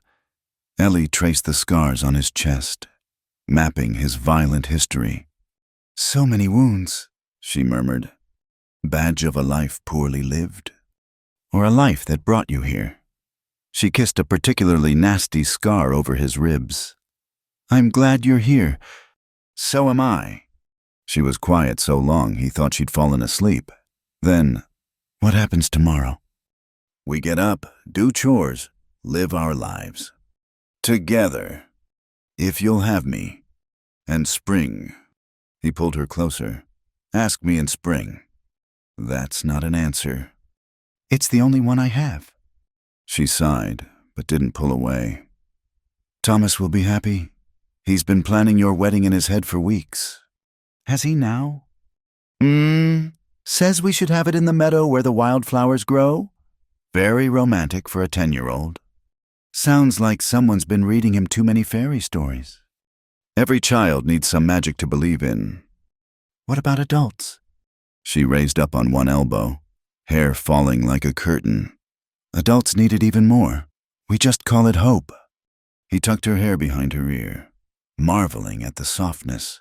This woman who could shoot a man dead, who'd survived alone in a harsh country, who'd shown mercy in the hardest way possible, she was offering him hope. I don't deserve you, he said. Probably not, but deserving's got little to do with love. The word hung between them. Acknowledged at last. Is that what this is? He asked. What else would make a sensible widow take up with a reformed outlaw? My charm and good looks? She laughed, the sound warming the darkness. Those two. They made love again. Slower this time, learning each other's rhythms. When exhaustion finally claimed them, they slept entwined, neither willing to let go. Caleb woke near dawn to find Ellie watching him. No regrets? He asked. None. You? Only that we waited so long. She smiled, traced his jaw. You should go back to the barn before Thomas wakes. Protecting his innocence. And my reputation, Mrs. Hartley has enough to gossip about. He dressed reluctantly, pausing to kiss her once more. Tonight. We'll see. Can't have you thinking I'm easy. Never that. The barn was cold after the warmth of her bed. Caleb lay in the hay, watching dawn break through the cracks, and felt something he'd thought lost forever: contentment. Not the restless peace between storms, but actual contentment. He was in love with Ellie Mayhew, the widow who'd saved him in more ways than one, the woman strong enough to survive anything, even him. Spring was coming. Decisions waited. But for now, in this moment, Caleb Ward was exactly where he wanted to be. And maybe, just maybe, that would be enough to make him stay. Thomas was already up when Caleb entered the kitchen, eating biscuits with jam. Morning, Mr. Caleb. You look happy. Do I? Yes, sir, like Christmas morning happy. Ellie turned from the stove, and their eyes met. Color rose in her cheeks, but she smiled. Good morning, Mr. Ward, sleep well. Eventually, Thomas looked between them, and a knowing grin spread across his young face. I knew it. Knew what? Ellie asked, too innocent. You two are sparking, I knew it. Thomas Brennan. Can I call you Pa now? The boy turned to Caleb, eyes bright with hope. If you're gonna marry Mrs. Ellie, that makes you my PA. Right. Caleb's throat closed. He looked at Ellie, who seemed equally stunned. Thomas, she said gently. Mister, Caleb and I aren't. We haven't decided anything yet. Caleb interrupted. But Thomas, I'd be honored if you wanted to call me Pa, whether I marry Mrs. Ellie or not. The boy launched himself at Caleb, thin arms wrapping tight. I knew you'd stay. I told Mrs. Ellie you would. Over Thomas's head, Caleb met Ellie's wet eyes. She mouthed, thank you, and he nodded. Some things were more important than his own fears. All right, enough fuss, Ellie said, voice only slightly unsteady. Breakfast is getting cold. They sat together at the table, and if Thomas noticed the way their hands brushed reaching for things, or how they smiled at nothing in particular, he kept it to himself. Outside, the sun climbed higher, melting snow from the roof in steady drips. Spring was coming, but for the first time in years, Caleb Ward wasn't thinking about running. He was thinking about planting roots, about wildflower meadows, about a boy who wanted to call him Pa, about a woman strong enough to gentle even the wildest heart. The morning started like any other, with chores and breakfast, and Thomas chattering about helping to fix the fence. Caleb had grown comfortable in the routine. Perhaps too comfortable. That should have been his first warning. Buck's growl was the second. The dog stood rigid by the window, a low rumble deep in his chest. Caleb set down his coffee cup carefully, hand moving to the pistol at his hip. Thomas, Ellie said quietly, go to the root cellar. But... No! The boy recognized the tone and obeyed without further argument. As the cellar door closed, Caleb moved to the window, peering out carefully. 3 riders, he said. Coming slow. Ellie joined him, rifle already in hand. Recognition. Not from here, but that bay mare on the left, that's Jenkins's horse. They exchanged glances. Marcus Jenkins was dead, but his gang had been larger than the group that attacked before. Word must have spread. Could be they're just passing through, Ellie said without conviction. Could be. The riders stopped at the gate, making no move to dismount. Smart. They'd learned from their friend's mistakes. Hello, the house. The call came from the center rider, a thin man with a week's worth of beard. Looking for Caleb Ward. Never heard of him, Ellie called back through the cracked door. Now, ma'am, that's unfriendly. We know he's here. Jake Morrison sang quite a song before they hanged him. Caleb cursed under his breath. Jake must have given up everyone to save his neck and failed anyway. Even if this Ward fellow was here. Ellie continued, what business is it of yours? Well now, that's the thing. Marcus Jenkins was my cousin. Blood demands blood. You might say. Your cousin died attacking my home. Ellie's voice hardened. The sheriff ruled it self-defense. The sheriff ain't here now. Is he? The man on the right, younger, nervous, shifted in his saddle. Ray, maybe we should... Shut up, Eddie. Ray, the spokesman, never took his eyes off the cabin. Here's what's going to happen. Ward comes out, faces what he's got coming, and we ride away. Nobody else needs to get hurt. Counteroffer. Caleb called out. Decision made. You turn those horses around and keep riding. Nobody needs to get hurt at all. Caleb Ward. Ray's voice held satisfaction. The man himself. You killed 3 of my blood. That demands an accounting. Your blood came here looking for trouble. They found it. Nevertheless. Caleb felt Ellie's hand on his arm. Don't even think about going out there. Might be the only way. Over my dead body. That's what I'm trying to prevent. Hey, Ray! The third rider spoke up older, weathered, with the look of a man who'd seen too much. This ain't what we discussed. You said we'd call him out fair-like. This is a woman's home. There's rules. Rules. Ray laughed, ugly and sharp. Tell that to Marcus. Tell that to Ben Tucker. Shot down by a woman's hand. I shot Ben Tucker, Ellie said clearly. He was attacking my home, just like you're threatening to do now. A pause. The older rider turned his horse slightly. Ma'am, I apologize for the disturbance. Ray, we're leaving. Like hell we are, Frank. This ain't right and you know it. Marcus knew the risks when he came here. So did Ben. Oh, you going soft on me?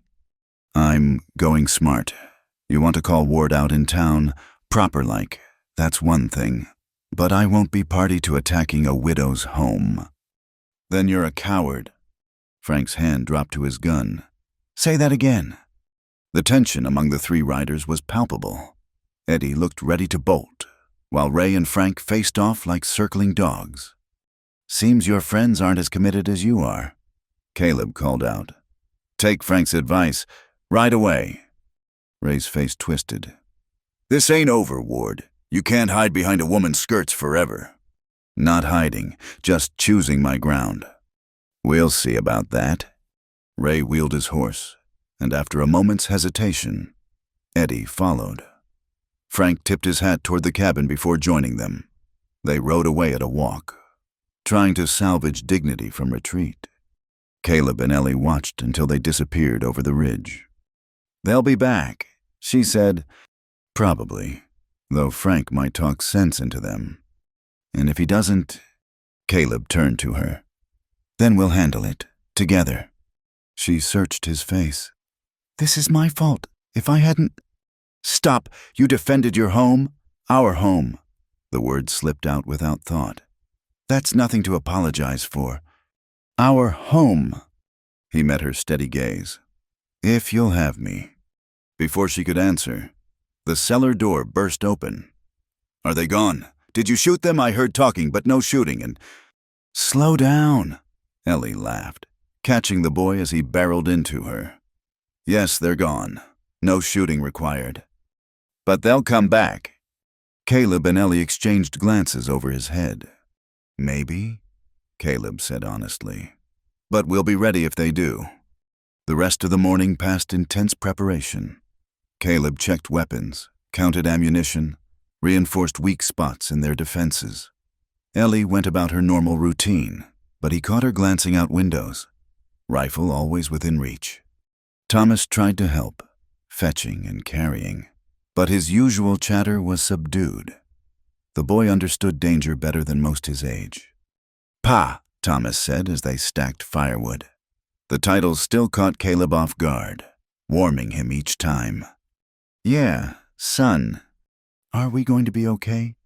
Caleb set down his armload, gave the boy his full attention. I'm going to do everything in my power to keep you and Mrs. Ellie safe. That's a promise. But what if they hurt you? The fear in Thomas's voice cut deep. This boy had already lost too much. Hey. Caleb knelt, hands on Thomas's shoulders.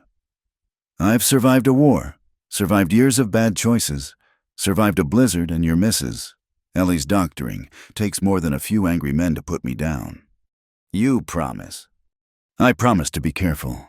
That's the best anyone can do. Thomas hugged him suddenly, fierce and desperate. I don't want to lose another PA. Caleb's throat closed. He held the boy tight, understanding the weight of what he'd taken on. Not just Ellie's heart, but this child's trust. You won't, he said roughly. Not if I can help it. They worked in companionable silence after that, but Caleb's mind churned. He'd brought danger to this doorstep again. Maybe the honorable thing was to leave, draw Ray and his grudge away. Don't even think about it, Ellie said, appearing with water for them. Think about what? Running, that noble sacrifice nonsense men get in their heads. She set down the bucket with unnecessary force. You leave now. They'll just come after us anyway. Think we know where you went? She's right, Thomas piped up. Besides, we need you here. The boy's got sense, Ellie said. Listen to him. Caleb looked between them, this woman and child who'd claimed him without his realizing it. I'm not going anywhere. Good. Then come eat lunch. Can't defend anything on an empty stomach. The afternoon crawled by. Every sound made them tense. Every shadow could be a threat. But the raiders didn't return. Not that day. Night fell without incident. Thomas went to bed reluctantly, making both adults promise to wake him if anything happened. When his door closed, Caleb and Ellie sat by the fire, too keyed up for sleep. Thank you, she said suddenly, for not leaving. Did you really think I would? Part of me, the part that's still learning to trust again. She stared into the flames. Samuel would have faced them, walked out proud, demanding a fair fight, probably gotten himself killed for honor's sake. I'm not Samuel. No, you're wilier, more practical. She smiled slightly. He'd have hated that about you, right up until you saved my life. I haven't saved it yet. You stayed. That's a start. They sat quietly, shoulders touching. The fire crackled, homey and warm, at odds with the tension humming through the room. I keep thinking about what Thomas said, Caleb murmured, about not wanting to lose another PA. He's attached to you. And you. She turned to face him. You know I am. That's why I'm terrified. Of Ray. Of losing you. Of Thomas losing you. Of being the widow Mayhew forever. Her voice cracked. I'm so tired of being alone, Caleb, but I'm more scared of loving and losing again. He pulled her against him, felt her tremble. I can't promise nothing will happen, but I can promise I'll fight like hell to stay with you, both of you. Because of duty. Because I love you. The words hung in the firelit air. He hadn't meant to say them, not yet, not with danger circling. But they were true. Ellie pulled back, eyes wide. You... I love you, Ellie Mayhew. Have for weeks, probably just too stubborn to admit it. Caleb Ward, you pick the strangest times for declarations. Would you prefer I wait until we're not under siege? I'd prefer... She stopped, shook her head. No, now is perfect. Because I love you too, you frustrating man. He kissed her then, deep and desperate, trying to pour all his promises into the connection. When they broke apart, both were breathless. Stay with me tonight, she whispered. In case... No, in case. We're going to be fine. Then stay because I need you close. He couldn't refuse that. They checked locks, banked the fire, made their way to her room, made love with quiet intensity, aware of Thomas sleeping nearby, aware of the danger waiting beyond their walls. After, they lay entwined, neither able to sleep. Tell me about after, Ellie said against his chest. When this is over. What about it? Everything. What we'll do. Where we'll go. Paint me a picture. Caleb stroked her hair, thinking, well, first I'll fix that loose board in the kitchen that's been driving you crazy. She laughed softly. Romantic. Then maybe I'll build that addition we talked about. Proper room for Thomas. Maybe another room for future considerations. Future considerations. Unless you're opposed to the idea. I'm not. Her voice was soft. Samuel and I tried, but it never happened. Maybe. He kissed her forehead. Then come summer, we'll take Thomas to see his father's ranch, help him decide what to do with it. And the wildflower meadow. What about it? Thomas has his heart set on a wedding there. Does he now? What about the bride? She raised up on an elbow. The bride thinks it sounds perfect, if the groom's willing. The groom's willing, more than willing. He pulled her down for a kiss. Mrs. Caleb Ward has a nice ring. Better than the widow Mayhew. Much better. They talked through the night, spinning dreams of ordinary life. Gardens planted, fences mended, children raised. A future neither had dared imagine finding again. Dawn came too soon, bringing with it the sound of horses. Caleb was up instantly, gun in hand. Through the window, he saw them, not 3 riders this time, but 6. Ray had found reinforcements. "Get Thomas," he told Ellie, who was already reaching for her rifle. "Get him to the cellar." "I'm staying with you." "Ellie, my home, my fight," her jaw set stubbornly. "Thomas knows what to do." There was no time to argue. The riders had spread out. Surrounding the cabin, Ray's voice carried across the morning air. "Last chance. Ward, come out and face justice." "The only justice here will come from gun barrels," Caleb called back. "That what you want?" "What I want is you dead for killing my kin." "Then come and get me." The first shot shattered the morning peace. Then all hell broke loose. Glass exploded inward as bullets flew from all directions. Caleb and Ellie took positions at opposite windows, returning fire with deadly accuracy. The Spencer boomed steadily in Ellie's hands while Caleb's Winchester cracked sharp replies. A rider tried to rush the porch. Caleb's shot took him from the saddle. Another came from the east. Ellie dropped him 20 feet from the door. "2 down," she called, voice steady despite the chaos. 4 to go.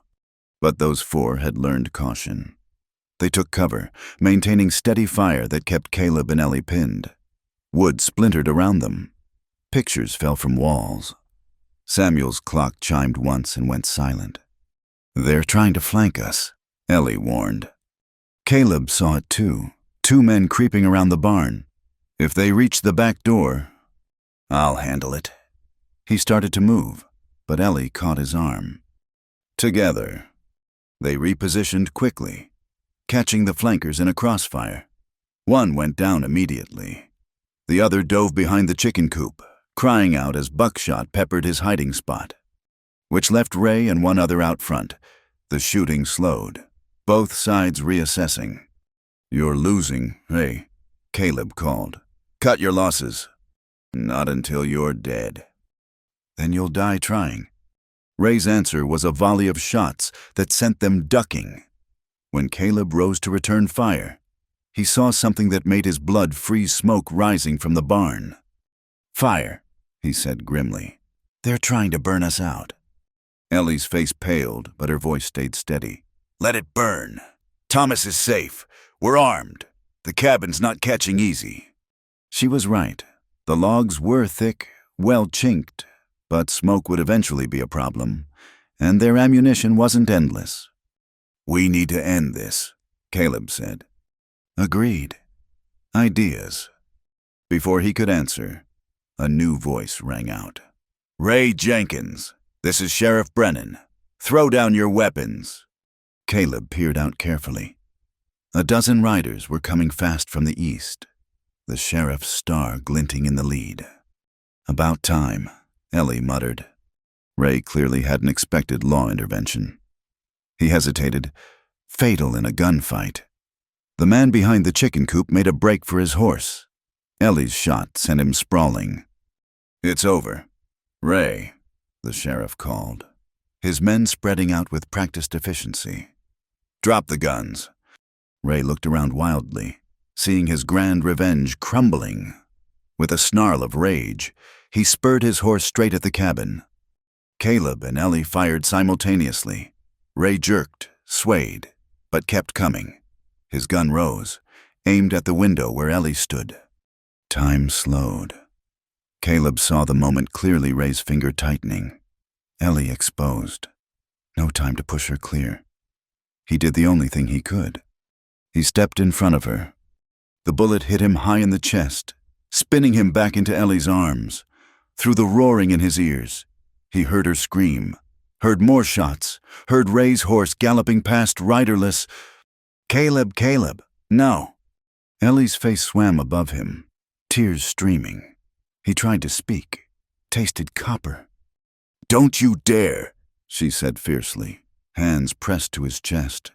Don't you dare leave me. Thomas, he managed. Tell him. Tell him yourself! She was sobbing now. Help, someone help! The door burst open. Sheriff Brennan, Thomas breaking free from someone's grip. Others crowding in. Hands on him. Voices overlapping. Get the doc. Too much blood. Papa, no. Thomas's terrified face appeared next to Ellie's. Caleb reached up weakly, touched the boy's cheek. Be good, he whispered. Take care of her. You take care of her, Thomas cried. You promised you'd be careful. Sorry, son, sometimes promises. The darkness was winning, but through it, he heard Ellie's voice, fierce and determined. You listen to me, Caleb Ward. You are not dying, not today, not after everything. I won't let you. He wanted to tell her it wasn't her choice, wanted to say he loved her one more time, but the darkness was soft, inviting, free of pain. The last thing he heard was Ellie's voice, praying or cursing or both. Please, please don't take him too. Haven't I lost enough, please? Then nothing but black. Pain was the first thing Caleb knew. It radiated from his chest with each breath, sharp and insistent. The second thing was warmth blankets, sunlight through a window, and a small hand clutching his pie. He forced his eyes open. Thomas's face swam into focus, tear-streaked but hopeful. Hey, son, Caleb managed, his voice rough as sandpaper. He's awake, Mrs. Ellie. He's awake. Footsteps. Then Ellie was there, looking haggard but beautiful. Dark circles shadowed her eyes, and her hair was hastily pinned. Don't try to move, she said, hands gentle on his shoulders. You've been out for 4 days. 4. He tried to sit up, gasped as pain lanced through him. I said don't move, her voice cracked. You nearly died, you stubborn fool. The bullet missed your heart by inches. Ray. Dead. Sheriff Brennan shot him when he tried to circle back. She smoothed his hair with trembling fingers. It's over. They're all gone. The barn. Neighbors helped rebuild it. Everyone's been so kind. She stopped, overcome. Thomas squeezed his hand tighter. I prayed every night, Mrs. Ellie did too, even though she said some words that probably weren't proper for praying. Despite everything, Caleb found himself smiling. I bet she did. The doctor said it was a miracle. Thomas continued. Said most men would have died from a wound like that. But Mrs. Ellie wouldn't let you. She stayed up all night, every night, wouldn't barely eat or nothing. Thomas, Ellie warned. It's true. She said you promised not to leave, and she was holding you to it. Caleb met Ellie's eyes. A man should keep his promises. Yes, she whispered. He should. The next weeks passed in a blur of healing. The wound was serious but clean, missing vital organs by providence or luck. Doctor. Morrison, no relation to Jake, checked on him daily at first, impressed by his recovery. You've got yourself a fine nurse, the doctor told him, and a stubborn streak a mile wide. Good combination for healing. Caleb learned the fuller story in pieces. How Sheriff Brennan had been tracking Ray's group after other raids. How the smoke from the burning barn had drawn them faster. How the whole town had rallied around Ellie, bringing food and help and comfort. Mrs. Hartley even apologized. Ellie told him one evening, said any man who'd take a bullet for a woman was worth having around.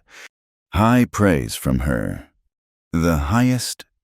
She adjusted his pillows, fussing as she did when emotion got too close. The sheriff wants to put you up for a commendation. Says you helped stop a dangerous gang. Just protected what was mine. Her hand stilled. Is that what we are yours? If you'll have me, both of you. Thomas, listening from the doorway, bounded into the room. Does that mean the wedding's still happening in the wildflower meadow? Thomas, Ellie scolded, but she was smiling. Well, is it? the boy persisted. Caleb looked at Ellie. I believe I already proposed. Several times. But if you need it more formal. He struggled to sit up straighter. Ellie Mayhew, will you— Yes, she interrupted. Yes, you impossible man. Though you're not getting out of that bed for at least another week. A week. The flowers won't wait that long. Then we'll wait for next year's flowers. I'm not marrying a man who can't stand upright for the ceremony. But Spring had other plans. 2 weeks later, though Caleb was still weak, the meadow burst into bloom, a carpet of columbines, larkspur, and Indian paintbrush. Thomas reported on it daily with increasing urgency. They're perfect now, he announced. And Mr. Peterson says a late storm's coming next week. It's gotta be now. Ellie looked at Caleb, propped in bed with his breakfast. You can barely walk to the porch. I can sit a horse for a short ride and stand long enough to make vows. He caught her hand. Unless you want to wait. She studied their joined hands. I've been waiting my whole life. Feels like— And after almost losing you, she met his eyes. No more waiting. The wedding was arranged with frontier efficiency. Word spread through the valley like wildfire. The same neighbors who'd helped rebuild the barn now threw themselves into preparation with enthusiasm. The morning dawned clear and warm. Caleb, dressed in his new suit with Thomas's help, managed to mount Belle's successor, a gentle mare Ellie had bought with part of the reward money for stopping Ray's gang. You sure about this? Thomas asked, holding the rein steady. Never been more sure of anything. The meadow was only a mile from the cabin, but it felt longer with his still healing chest. Sheriff Brennan and Dr. Morrison flanked him, ready to catch him if needed. Other neighbors had already gathered, spreading blankets among the flowers. Then he saw her. Ellie emerged from a cluster of women who'd been fussing over her. She wore a simple blue dress, her best, he knew, with flowers in her hair, beautiful in her strength, radiant in her joy. Mrs. Hartley, of all people, walked her down the makeshift aisle. The older woman had become an unexpected ally after the shooting, her approval carrying weight with the more conventional townfolk. Reverend Mills, fetched from town, kept the ceremony brief at Ellie's request. Caleb stood with Thomas beside him as best man, while little Mary Peterson served as flower girl. Do you, Caleb, take this woman? I do, he interrupted, earning chuckles from the crowd. Let me finish. Son, the Reverend smiled. Do you take Eleanor to be your lawfully wedded wife, to have and to hold, in sickness and in health, for richer or poorer, for better or worse, till death do you part? I do, all of it, forever. More laughter. Ellie's eyes sparkled with tears and mirth. And do you, Eleanor, take this man to be your lawfully wedded husband? Caleb swayed slightly. Thomas steadied him discreetly. And to have and to hold, in sickness and in health. Ellie's voice rang clear. I do, though we've already tested the sickness part pretty thoroughly. Then, by the power vested in me, I pronounce you man and wife. You may kiss. Caleb didn't wait for permission. He pulled Ellie close, kissed her thoroughly while their neighbors cheered. When they parted, both were breathless. Mrs. Ward, he murmured. Mr. Ward. She steadied him as his knees buckled slightly.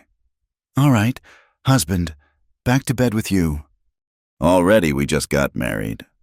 She blushed while Thomas giggled and the crowd roared approval. The celebration was moved to the cabin, where Caleb could rest while still participating. Neighbors had brought food, turning it into a proper feast. Someone produced a fiddle, and dancing broke out in the yard. This is different from my first wedding, Ellie confided, sitting beside him on the porch. That was formal, proper, in a church with pressed flowers and solemn vows. Regrets? None. This suits us better. Joy snatched from sorrow. Flowers that bloom wild and free. She leaned against his good shoulder. Samuel would approve. I think he always said I was too proper for my own good. To Samuel, then, for bringing you here. And to Sarah, for teaching you to love. They touched glasses cider for him. Doctor's orders while Thomas spun Mary Peterson in enthusiastic circles. He's happy, Caleb observed. We all are, though he's already planning for siblings. Is he now? Says the house is too quiet with just 3 people. Well, we shouldn't disappoint the boy. She laughed. Heal first, then we'll discuss expanding the family. As the sun set, neighbors began drifting away with congratulations and promises to help with spring planting. Soon, only the 3 of them remained, watching stars appear in the darkening sky. I have something for you, Ellie said suddenly. A wedding gift. She disappeared inside, returning with a leather folder. I had Mr. Harrison at the bank draw these up. Caleb opened it, squinting in the lamplight. Legal papers, dense with language. But one line stood clear: joint deed of ownership. The land, Ellie explained. It's ours now. Both our names, equal partners. Ellie, you don't need to... Yes, I do. This isn't just my land anymore. It's our home, our future. She smiled. Besides, Thomas insists his PA should own the place he's defending. Thank you. The words felt inadequate. This land had been her sanctuary, bought with her first husband's life insurance. Sharing it was more than a gesture. There's more. Thomas piped up, bouncing with excitement. Tell him about the other thing. What other thing? Caleb looked between them. Ellie produced another document. The Brennan Ranch. We've worked out an arrangement with the bank. We'll manage it along with this place. Build it back up. When Thomas comes of age, he'll inherit a working ranch instead of abandoned land. Ambitious. We'll need help. I thought maybe... She hesitated. There are men from your old life, not outlaws anymore, but men who need fresh starts. If any are looking for honest work. Caleb stared at her. You'd trust my judgment on that. I trust you, and everyone deserves a second chance. He pulled her close, marveling again at this woman who saw possibilities where others saw only problems. Have I mentioned I love you? Not in the last hour. I love you, Ellie Ward. And I love you, Caleb Ward. Thomas made exaggerated gagging sounds. You're going to be doing that all the time now, aren't you? Probably, Caleb admitted, ruffling the boy's hair. Better get used to it. They sat together on their porch, on their land, under their stars. A family forged from loss and found in unlikely places. Tomorrow would bring work fences to mend, cattle to tend, a future to build. There would be challenges. No doubt, hard winters and dry summers, sickness and health, all the trials of frontier life. But tonight, Caleb Ward sat with his wife and son, healing from wounds both physical and spiritual. The weight he'd carried for so long, guilt, grief, the burden of bad choices had lifted, not disappeared, but transformed into something bearable. What are you thinking? Ellie asked softly. About redemption, how it comes in unexpected packages. Like widows with rifles. Exactly like that. Inside the cabin, Samuel's clock chimed the hour. It had been repaired after the shooting, its steady tick marking new time for a new family.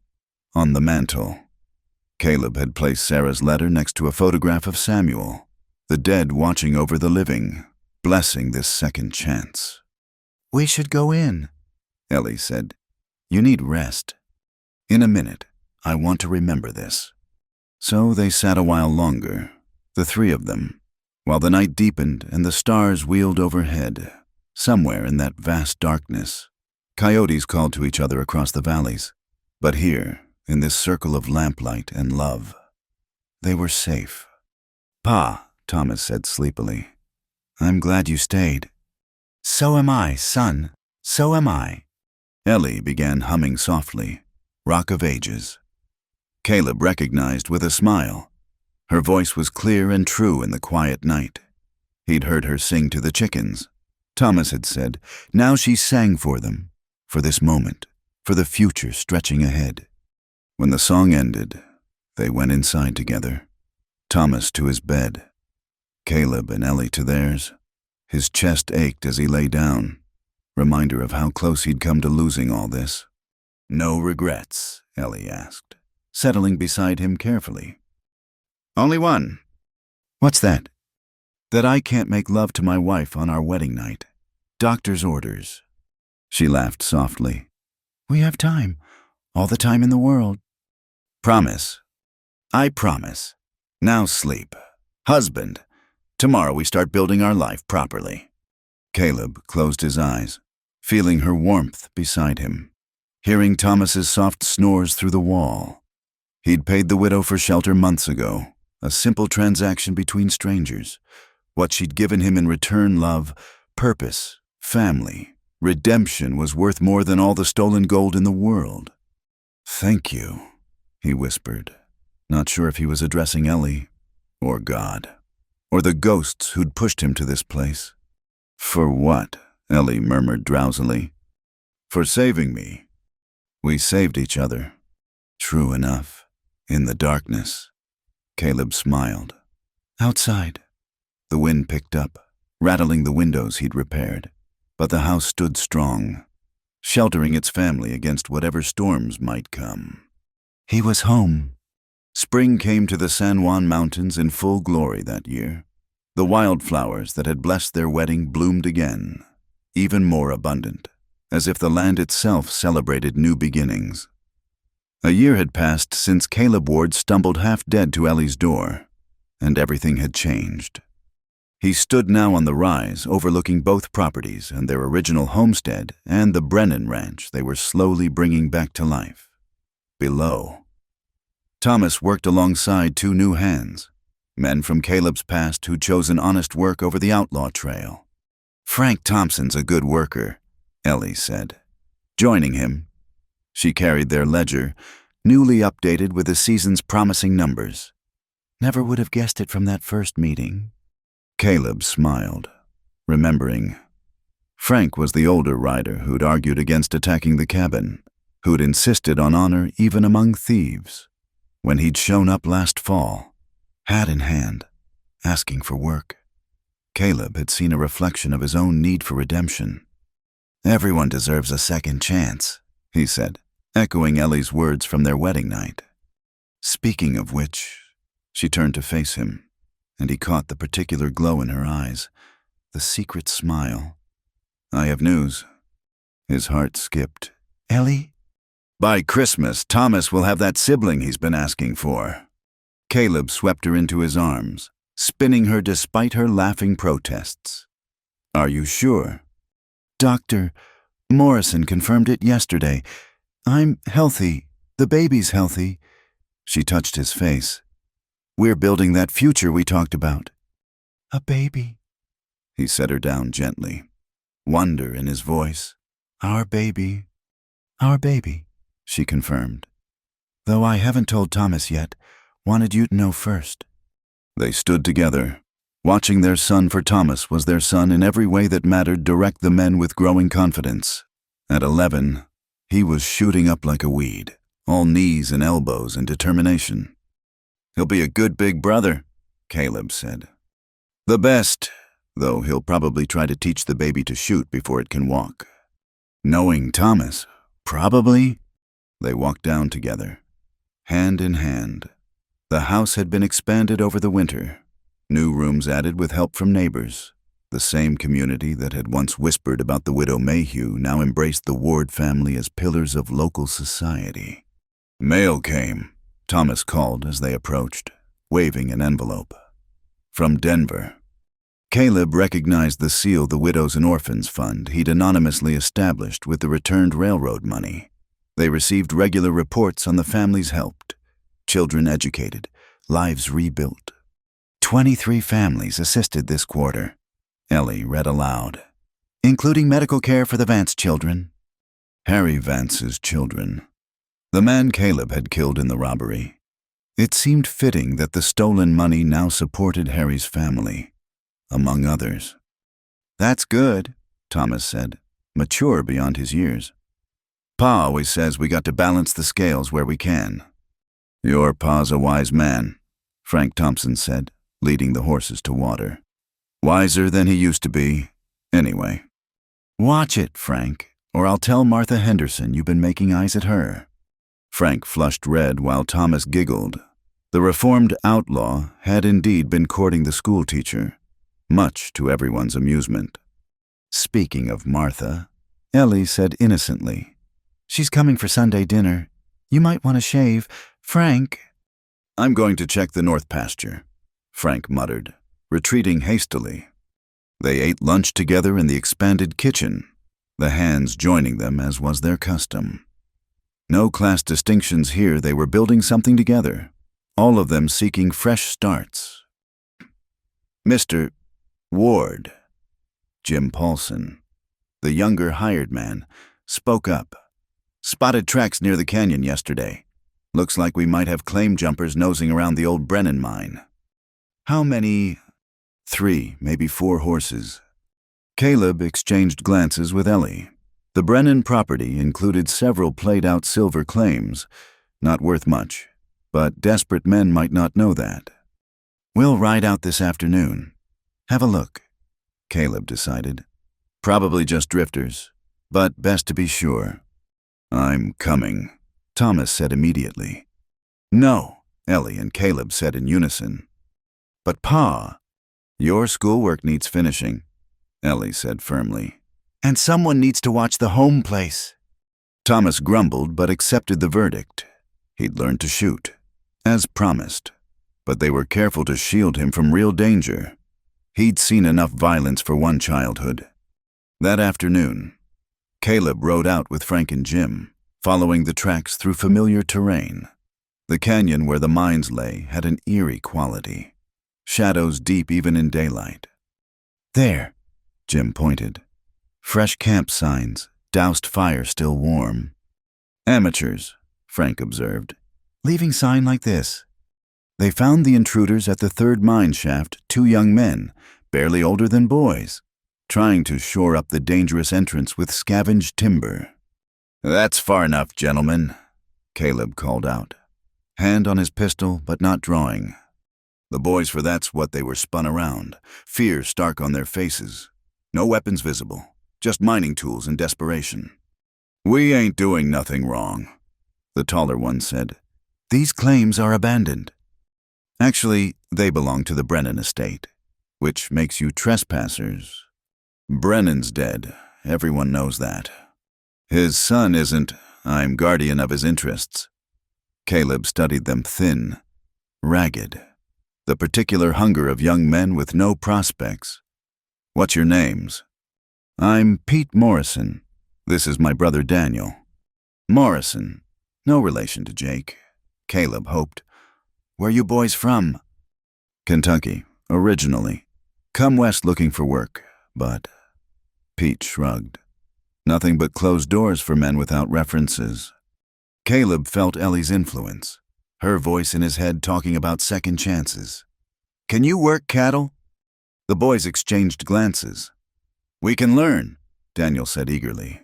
"We're quick studies. Mister, just need a chance. The Brennan Ranch needs hands. $1 a day plus board to start. You work hard, stay honest. We'll see about raising it." "You're offering us jobs?" Pete sounded stunned. "I'm offering you a choice. Take the work or move on. But either way, you stay out of these mines. They're death traps." "We'll take the work," both boys said immediately. Frank shook his head as they rode back, the Morrison brothers following. "You're getting soft, boss, taking in every stray that wanders by." "Someone took a chance on us," Caleb reminded him. "Besides, Ellie will skin me if I let those boys starve." "True enough, that woman's turned us all into decent folk." Frank grinned. "Almost against our will." They returned to find visitors, Mrs. Hartley, and several other town ladies, come to call on Ellie. The transformation in attitudes still amazed Caleb. The woman who'd once condemned Ellie for harboring him now led the social acceptance. Ladies. He touched his hat politely. Mr. Ward. Mrs. Hartley actually smiled. We've just been discussing the harvest dance. Ellie's agreed to help organize. Has she now? The community needs social occasions, Ellie said, eyes twinkling. Besides, it'll give Frank a chance to dance with Martha. Frank groaned while the ladies tittered. Caleb hid his smile. His wife, the former recluse, now at the center of Valley social life. After the ladies departed, Caleb told Ellie about the Morrison boys. Of course you hired them, she said, unsurprised. Though we'll need to expand the bunkhouse again. I'll start tomorrow, unless you think I'm being too soft. I think you're being exactly who you're meant to be. She kissed his cheek. The man who gives chances because he got one. That evening, they gathered for dinner, their expanded household, now including 4 hands plus Thomas.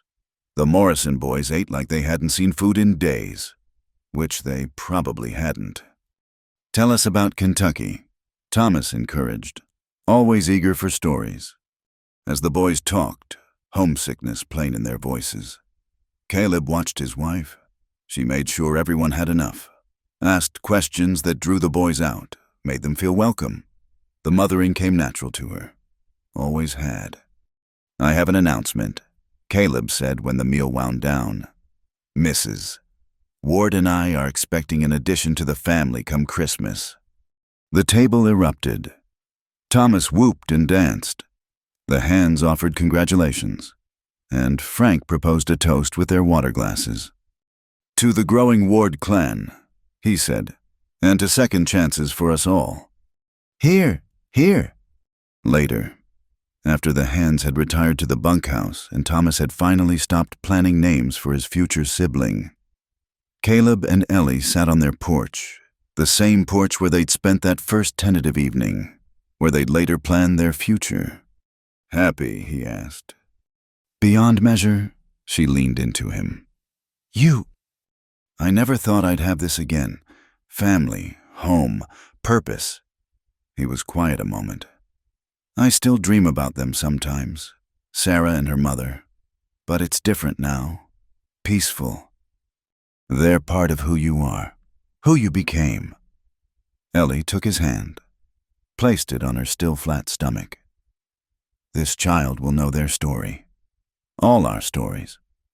The good and the bad. Especially the bad. How else will they learn that people can change, that love can grow from the rockiest soil? Buck, gray-muzzled now, but still protective, settled at their feet with a contented sigh. Somewhere in the distance, coyotes called, but the sound no longer seemed threatening, just another part of the mountain symphony. Caleb, remember what you thought that first night when I dragged you in from the snow? He chuckled. I thought I was seeing an angel. Turns out I was half right. You saved me, Ellie Ward. We saved each other. That's what love does. They sat in comfortable silence, watching stars appear. Tomorrow would bring its own challenges, cattle to move, crops to tend, young men to train, a baby to prepare for. But tonight, peace reigned over their small kingdom. Time for bed, Ellie suggested eventually. In a minute, want to fix this moment in memory. Which moment? All of it. This life we built from ashes. This happiness I don't deserve but somehow got anyway. You deserve every bit of it, she said firmly. You earned it through choosing right over easy, love over fear. Wise woman. I married a reformed outlaw. Had to develop some wisdom. He laughed, stood, pulled her up and into a kiss. Come on, mother of my children. Let's go plan that future we're building. Inside, the house breathed with contentment.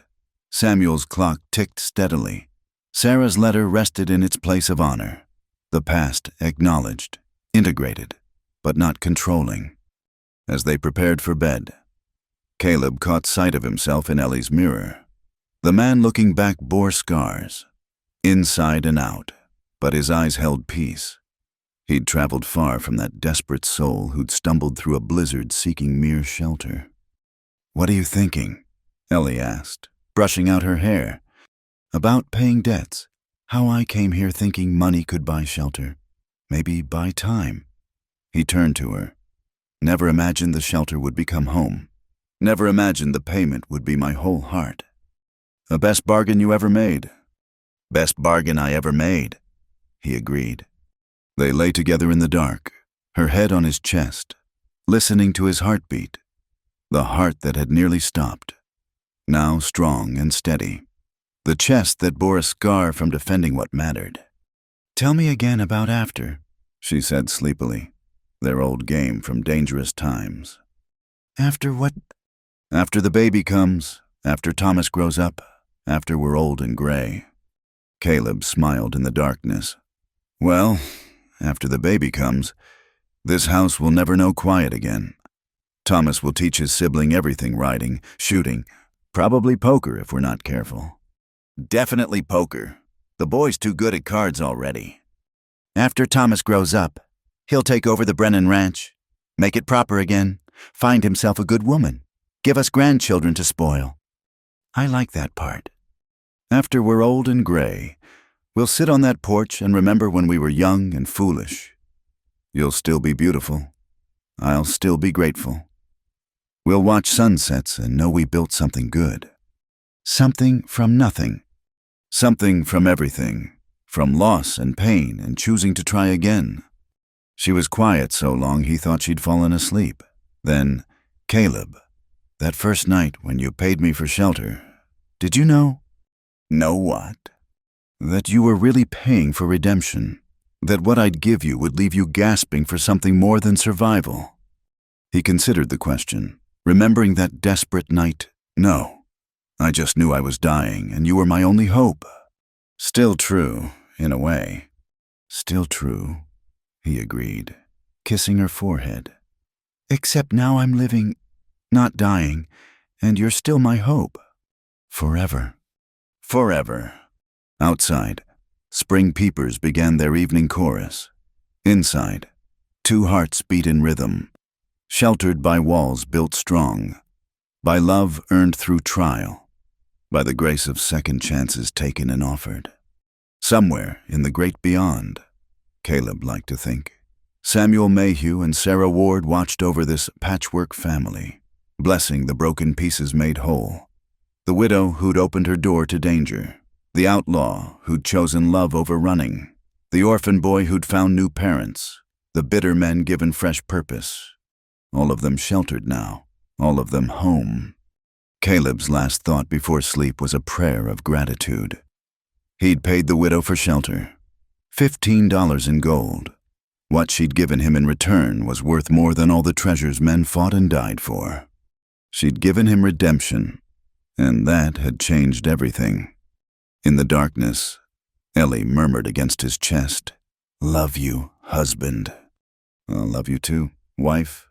Simple words, eternal truth, the payment complete, the debt transformed to blessing, the shelter become sanctuary.